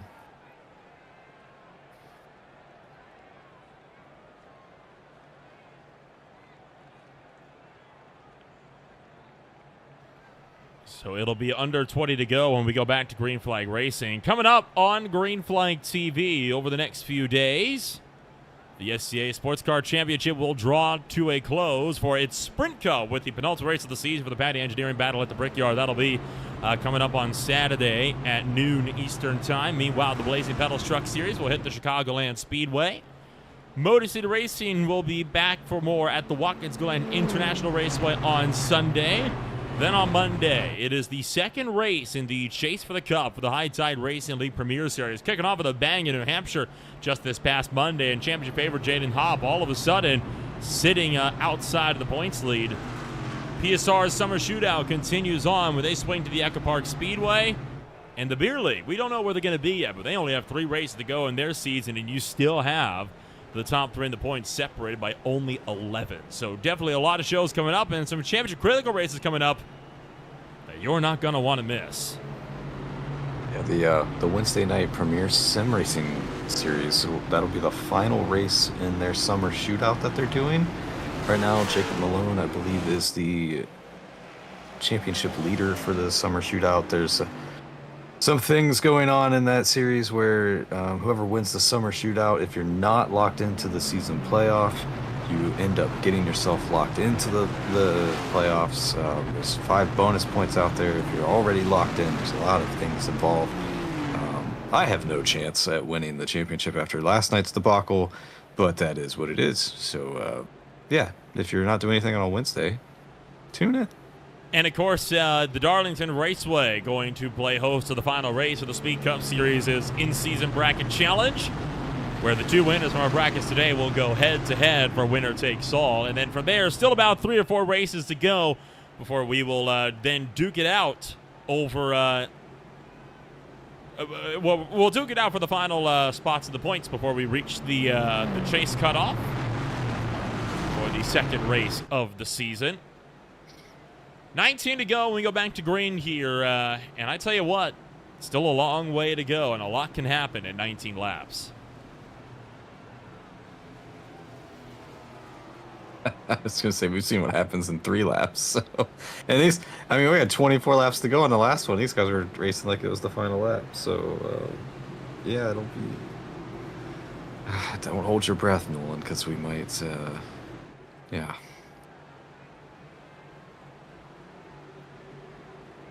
I'm trying to think of the people who. I'm trying to think of who was.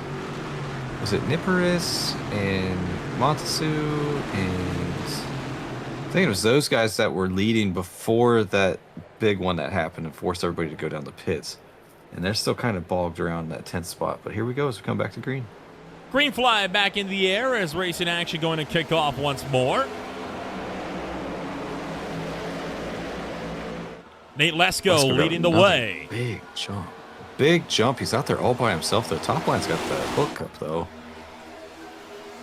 And that outside lane hookup could actually help him out here, because normally I would say that's a really bad move for him because it leaves him vulnerable to the inside line. But if Sean Cox can't jump up top, well, it's not going to matter then. Oh, my gosh. And we're 3 wide again on the back.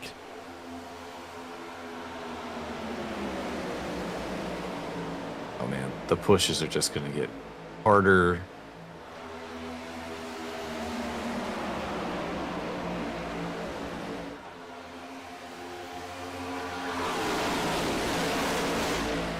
Field will come around turn numbers 3 and 4, heading out to the start-finish line. It's Lesko still leading the way.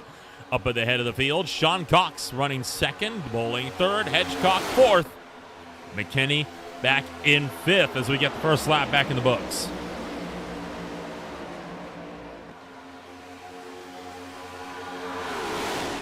Yeah, Lesko's able. Oh, there's a jump out. 3rd place going to move up. That is Tyler Bowling moving up to 2nd place. Trying to get to the top, leading the line. Big shot from the 46 down there on the bottom. But here comes the top. They're starting to line up and try to get back alongside. I thought they had a run for me, but it looks like it may have stalled out. Let's see what they do as they come off the corner here. Getting a little closer. They're now parallel. They're even with the second car.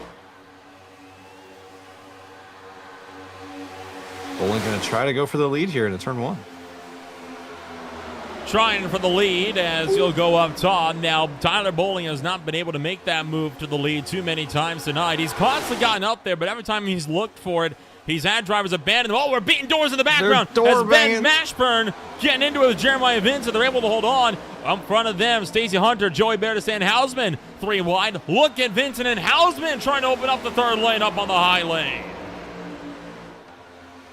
Afraid that might not be a good idea. Oh my.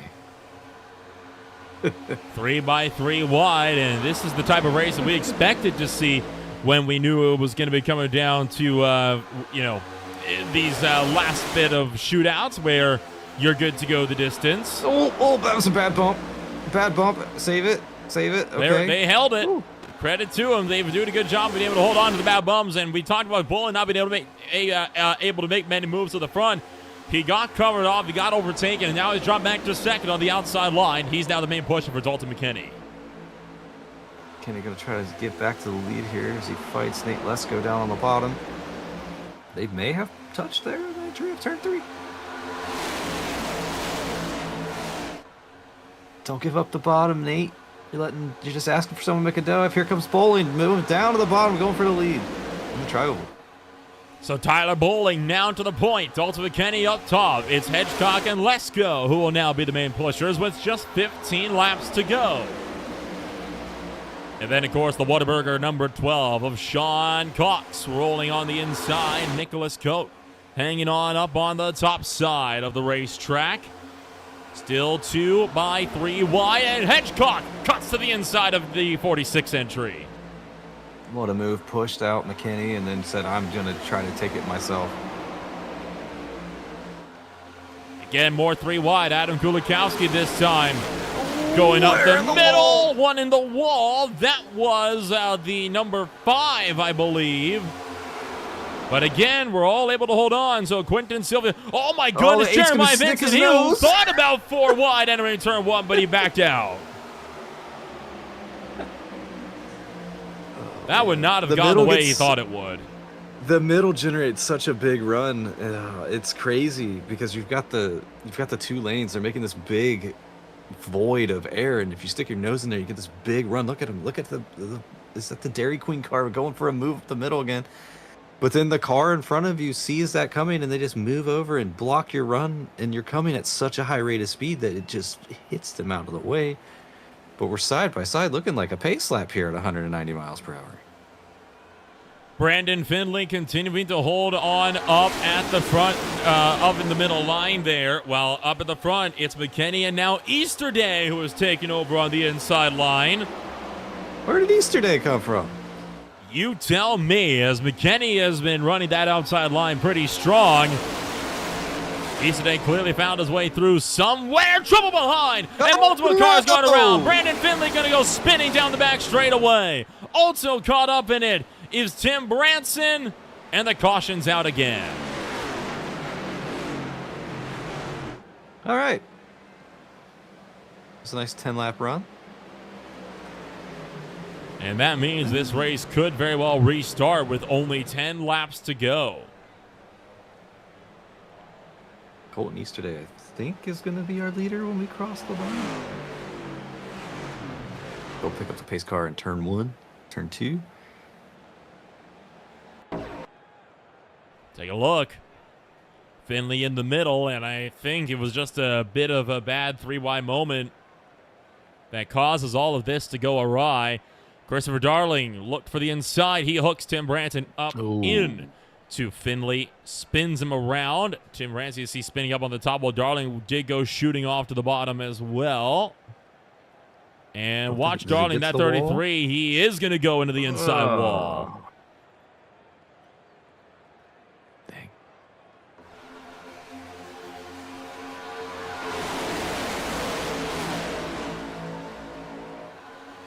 Oh.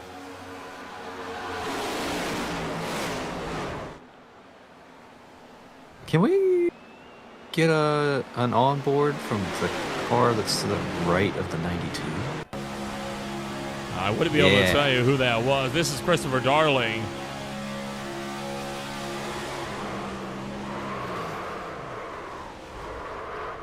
That's going to hurt. I slowed it down enough to at least mitigate the damage. Yeah, he's got a little bit of left front there. Not too bad. It's hard to tell from the angles if the 92 comes up a little bit and that car in the middle is just there. But just one of those racing incident things that you really can't control, and you're along for the ride once it starts opening up. Couple of drivers. Again, where did Colton Easterday come from? Couple of drivers are down pit road, by the way. Stan Hausman is in. Martin Ploot is in. Kulikowski's in. So is Montembeau, Darling Hutchinson. A lot of the drivers at the back, and I can't exactly blame them, right? I mean, you've seen all the trouble at the front. You may as well try something on the pit strategy. See if you can get an edge on everybody else. Also probably fixing damage from previous wrecks, those kind of things. I think Kaufman was back out there, but I'm not sure how much damage he has left after that wreck a couple of cautions ago. Mainly bringing him up because I think he's trying to go for his third one in a row, and he's up against Ianosi. Is that right? Ianoshu. Sorry, my apologies there. But Ianoshu, I believe, is no longer running?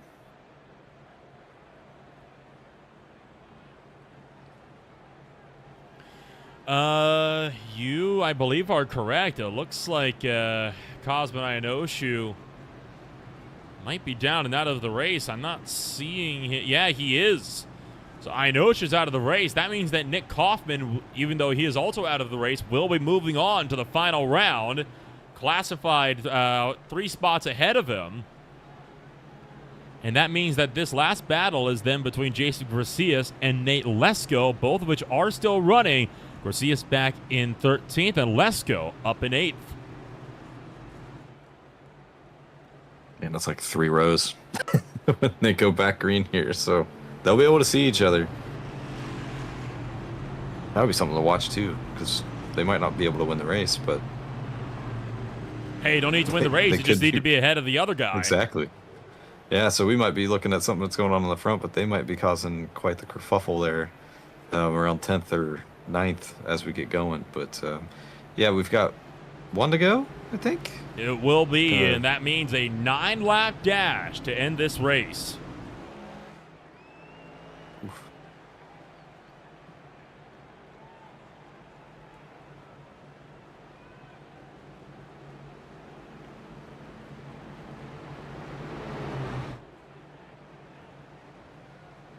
Do you have any favorites at this point to win this one? No. It's hard to pick. It is hard to pick because we've seen so many different people at the front. So, I want to say Lesko he's done a really good job at staying up there. I think he's the Nickelodeon theme car, the 18. No, that's Hitchcock. Lesko's the 17. So, apologies to the drivers out there. But the 18 Nickelodeon car hasn't really left the top 4 since they've gotten there. That'd be Bryce Hitchcock, yeah, the number 18. He's been running a good race after starting in 16th.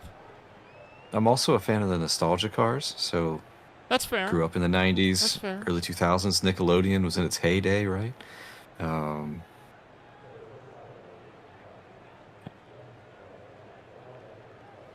were so many good, like, shows in Nickelodeon back in the late 90s. I know I'm dating myself, but there was like Double Dare, there was the slime, there was Legends of the Hidden Temple part of Nickelodeon, I can't remember. All these cool little game show things that Double Dare was probably the more interesting one with the obstacle course at the end of it that no one ever seemed to finish, but yeah. And of course Slime. Field will come around. Turn numbers 3 and 4 back to the front straightaway. 9 laps to go. And we will put the semifinal round of the bracket challenge in the books. Green flag in the air as Easterday takes off towards turn number 1. Big push from behind by Dalton McKinney. Yeah, the bottom line got a really good start there. But here comes the top line fighting back. Be interesting to see if Easterday jumps up here with the momentum that's going to be on the top, try to take that block.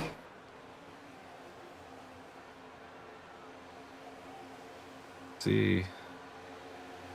Oh, a couple of drivers get a little bit dicey in the back as some quick lane changes being made. McKenny's going to ditch Easterday. He wants to go to the point. Chops the nose of Coat. They're going to get back squared up. And now side by side for the lead out of turn number 4. Oh my, here comes a push that I don't think we want to see. Not in the trial. Man, they're pushing, which is fine. It's the dancing on the back of the bumper that is making me nervous, Nolan. Oh! And that's the 4th car on the bottom. It's all that dancing around that you got to really keep an eye on for, as 3 wide in the background again as they hit the back straight. It's always in the back where the 3 wide picks up early, as drivers back there are desperate to get to the front. You know, those checkups finally meet somewhere, and those guys in the back are like, we got to move. So then they take their momentum and jump up to the top or the bottom, wherever they can. That's a squeeze wreck there mid-pack. They almost caused the wreck, but I think we're good. Easterday now lost the lead. Oh, whoa, that car is under the yellow line, Nolan. But he's saved it and brought it back. Easterday now trying to push the 48 back up here to the front. Just 7 trips around, trouble, middle of the field, and around we're going to go. Kulikowski collected with Stevie Hunter. They're not going to recover it. Hunter going to slide to the inside into the grass. And while Hunter will not save it, we will not get a caution because of how far under the race surface it was. So that breaks up the field a significant amount as we come back around into turn numbers 1 and 2. Or 3 and 4. 3 wide. 3 wide there. This time they're not going to save it. Hold on, and they're wrecking again up front as Jay Nipper has now been turned. And Garcias is going to smack the inside wall. And they're still piling into the background here. Oh! Lesko's also involved. So yet again, both contenders in a bracket caught up in one incident. And this is now putting us dangerously close to overtime here. Well, we can kind of figure this out. So the pace cars picked them up. They're going to do probably 3 laps under caution, maybe 2 minimal. So we have 3-ish laps to go when they take the green. So yeah, so this is the first wreck, right? Where yes, how they didn't wreck is amazing. So this was that was coming off of turn numbers 1 and 2, and then in 3 and 4, other side of the racetrack, 3 wide yet again. The 4's gonna go middle, yeah. The 4's gonna go middle, and then kind of gets pinched here. He's gonna collect. That causes that part. And now watch the 6 go under the 9, gets the 9 loose. And they're all going to go around again. Fighting it. We had 3 separate wrecks. And then look at the background here, because drivers are still piling into this incident at the back end of the field. It's like, guys, come on now. The caution's been out for a while at this point. Sure, you can get it slowed down a little bit. I'll try to get a better look at this one here again as... no, not quite. Looking for Josiah Vincent's number 4. There it is, as he puts Lesko up into the outside wall, and this is where it gets particularly big. There's Monbo careening in. This is just ridiculous at this point, and we're still piling in there. I mean, there's a point where you need to just accept that, hey, maybe I could have done a little bit more to get around that. So the 4 here, yeah, that's tough. That's so tight for those 3 cars right there. And Montevo was slid. He was already hard on the brakes trying to avoid it, and then just... Oh, man, the Napa car was going to be fine. The car was in the clear. And then they just got ARCA brakes from behind. If the brakes were even touched, I'm not even sure. But, on board with the number 20. I see everything opening up ahead of him. He's just going to slide right into it. Ouch. Well, this puts us dangerously close to overtime. We are still in regulation with 5 to go. If we get 4 to go this time through, that means it'll be a 3-lap sprint. So a green, white checkered. And then still potential for overtime. So, oh man.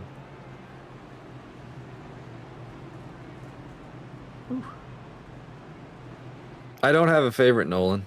I don't. I think this is just going to be just sit back and take it in and see how it turns out. Yeah, should be coming to 1 to go here, I believe. I would have to agree.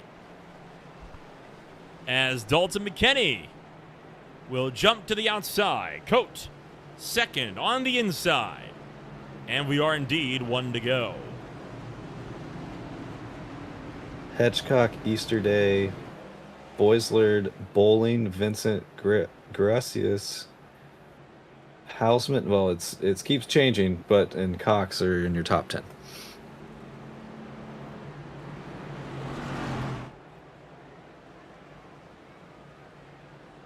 Green flag set to come out this time by. I think the winner. I think the winner's going to come from the top line, Nolan. I think it showed that it's the dominant line if you have it organized. You were saying, sorry. Overall, this is going to be, it could end up going down to just being a last man standing type of finish here. Well, the car 4th in line on the top appears to have front end damage. Looks like a little caved in there. So we know he won't be able to lead a line. So pulling out the pass is going to be rough, but we should be able to push still. Bottom line looks to be okay from a damage perspective.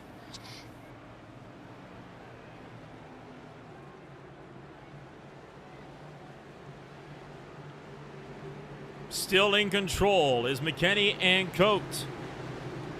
As we'll work into turn numbers 3 and 4. 3 laps left to go.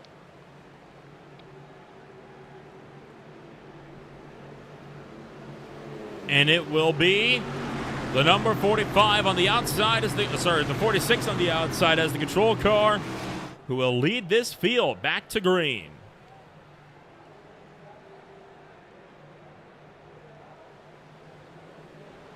Oh. Green flag in the air as we take off down to turn number 1. Oh, they both cleared. They're going to drop down to the bottom. Being tactical with it here as Easton is going to give a bump to the 46. Trying to keep him clear.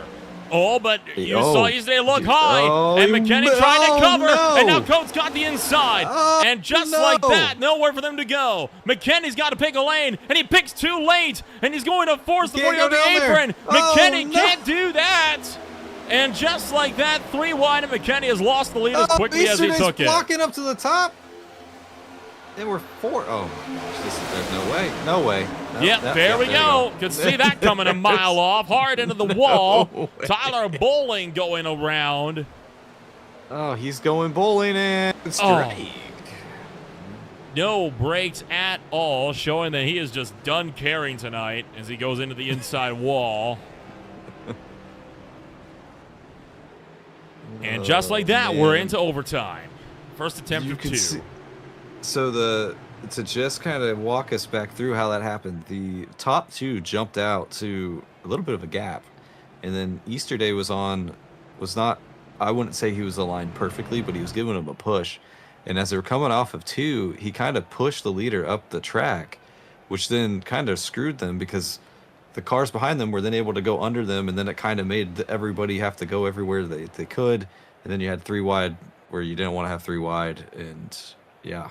So I think what really caused this was McKinney and Easter Day playing games. They're trying to block all 3 lanes simultaneously. This isn't just one. They both were doing that. And when you try to pull stunts like that, you get incidents like this, because now everyone is all packed up and there's nowhere for anybody to go but into each other.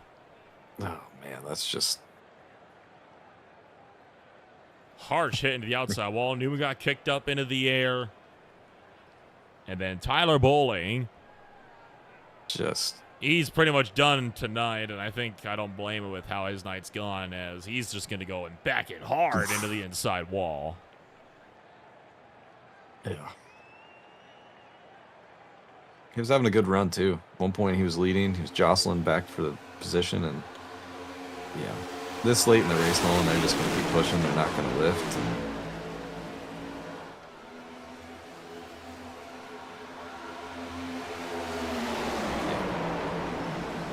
close quarter contact, just gonna happen. This is just painful to watch. Just gonna go. Very hard hit into the wall. Yeah, Ben Mashford also nearly spun it into pit road. So just like that, we will have a 2-lap dash. Now in Speed Cup Series competition, there is a chance for up to 2 overtime attempts instead of the traditional 3 that most leagues on iRacing have. So we will get this attempt plus 1 more. So we do still have the possibility for this lap counter to hit 100.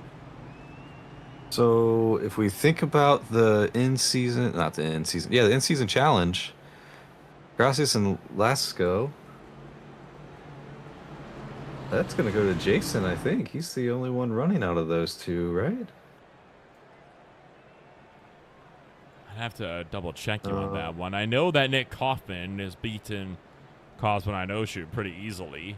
Right now, Jason Garcia is still in the running order, and Lesko is in the pit 6 down. So, yes, it will be Jason Garcia versus Nick Kaufman in the Bracket Challenge final next week at Darlington. Yeah.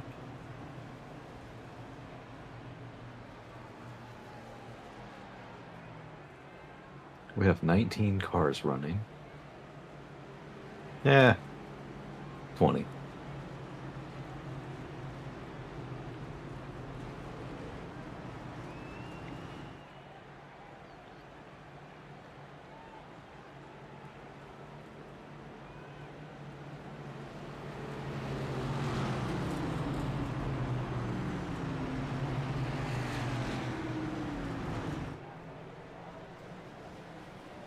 So 2 laps. Do you think we get this done on 1 attempt, or will we have to use the second as well? Well, considering we didn't make it a full lap on the last restart, we might be using that second one. We'll see. The 2 cars that kind of started all of that are on separate lanes this time. I don't know if that means a whole lot. I'm not gonna lie. Do we call them Team Rocket, prepare for trouble and make it double kind of thing, or? That depends. Are they teammates? If they're teammates, then know. Yes. If they're not, I don't know if we can get away with that. You're asking the wrong guy. Oh, man. It's been a long night. It was so clean in the opening half, and it's a bit of a shame that the race has kind of devolved into the stop-start nature that it's been for the last 30 laps or so, because it was so good throughout that opening half. Yeah, those first 34 laps were green. Good racing, good clean stuff, and then you know what they say, Nolan, cautions breed cautions, and that is basically all we've had for the last 40 or so laps. The 2 places where cautions breed cautions has never been more true. Short tracks and super speedways. Yep. Coming around 3 and 4. Top 2 rows. On the inside, it's Easter Day. Pushing him will be Adam Boylard. On the outside, it's Dalton McKinney. Pushing him will be Bryce Hedgecock.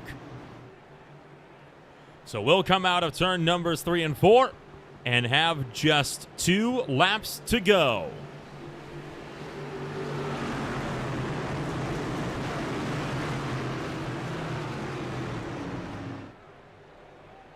Let's see if they control their jump a little better. The last couple of restarts, the leader has gotten out pretty far from the person behind him, but let's see how it goes. Green flag in the air as we will work our way down the front straightaway and towards turn 1. And we'll see if we're able to get this first lap in the books. Pretty even start. Oh. They're wiggling. They're wiggling, but they're still holding ground, at least for now. Remember, if they get back to the line, the white comes out, and that's it. McKenny and Hedgecock pulling clear up top. Bryce has not jumped to the inside yet. Trying to maintain some loyalty to the outside line. Three-car tandem on the outside. Jeremiah Vincent trying to make it 4.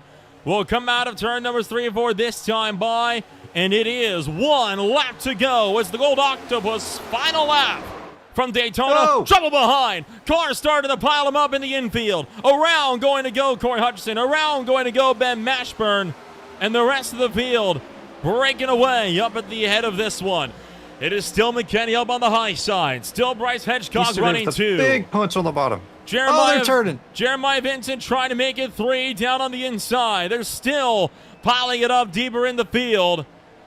It is all eyes up front, and we're going to crash it again in turn numbers 3 and 4. It will come down to last man standing as up front. Trouble again, and look out as McKenny's been turned. McKenny has been turned, and just like that, Colton Easterday coming out of the final corner.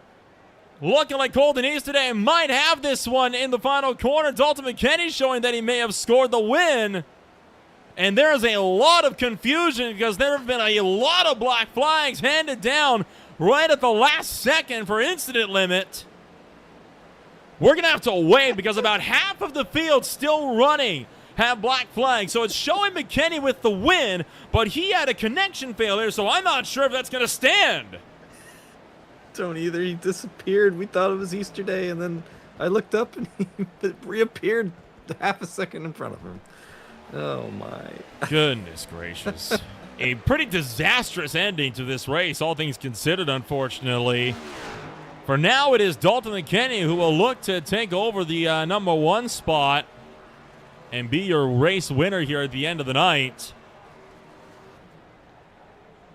Wow. So McKenny will look to burn it down, and it looks like that win will indeed stand. Whew. That's an interesting way to I mean, we're going to get a replay back up here and kind of dissect all that just happened in that last 3/4 of a lap. But, man, we're going to have to. They're like 3 different wrecks, right? At least. This is what happened. This was starting to come around to the white flag. So this is still with 2 laps to go here. And we'll get a big, broad picture of the whole pack here. So this is coming around 1 and 2, or 3 and 4, back to the front straightaway. So they're going to take the white flag, and it falls apart in the rear. Right there, you see Martin Plukas. Oh, a huge hit into the wall. Ooh. I think that was Matty Major getting tangled up front. And then they wrecked again coming off of turn 2, and then again entering turn 3. And just watch them all pack up here as they come down the backstretch. Easter Day is going to give Vincent a really big push down the backstretch. They can't figure out what they're doing. So there actually was no second wreck off of turn 2 like we thought there was, but there definitely was one here. Oh, man. 71 gave a shot to the 06. The 06 couldn't handle it because it was too much of a shot. It goes back down, hits the 4, and then just chaos. And then McKenny did pop back in just enough to officially cross the timing line. So that win will stand for McKenny. My goodness. Goodness gracious. What a finish.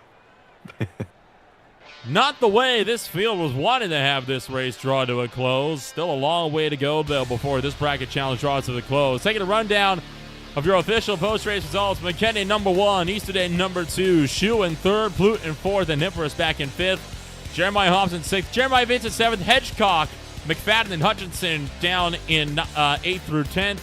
Everybody else that finished this race besides Adam Boylard ended up with black flags. Oh my goodness.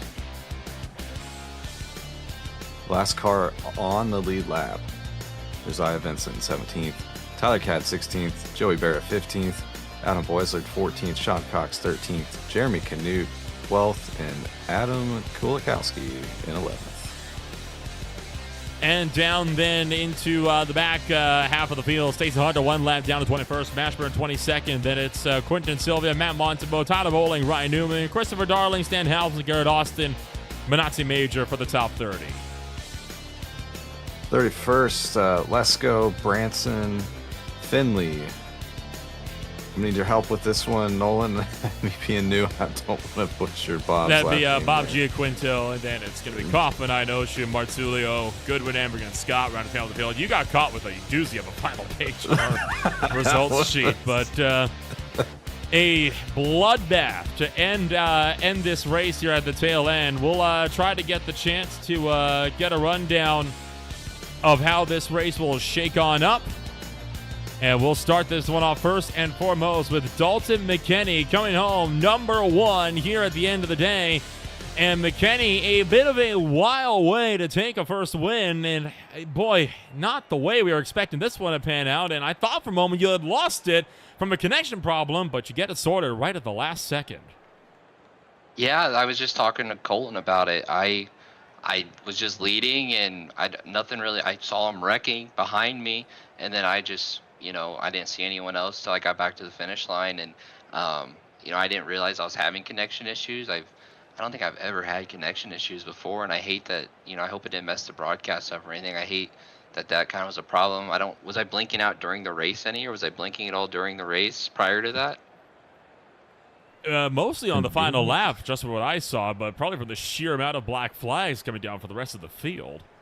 That makes sense. Yeah, because I was gonna say no one ever said anything during the race, so I hate that happened, but yeah, I mean, I'm happy to be able to get across the line first. I felt like I put myself in a good position most of the night, and had a lot of fun racing with these guys up front. It was a lot of really good battling, a lot of strategy on placing your car where you wanted it, and I wanted the top lane. I was gonna give everyone the bottom if they wanted it, and so yeah, very, very excited to get it done.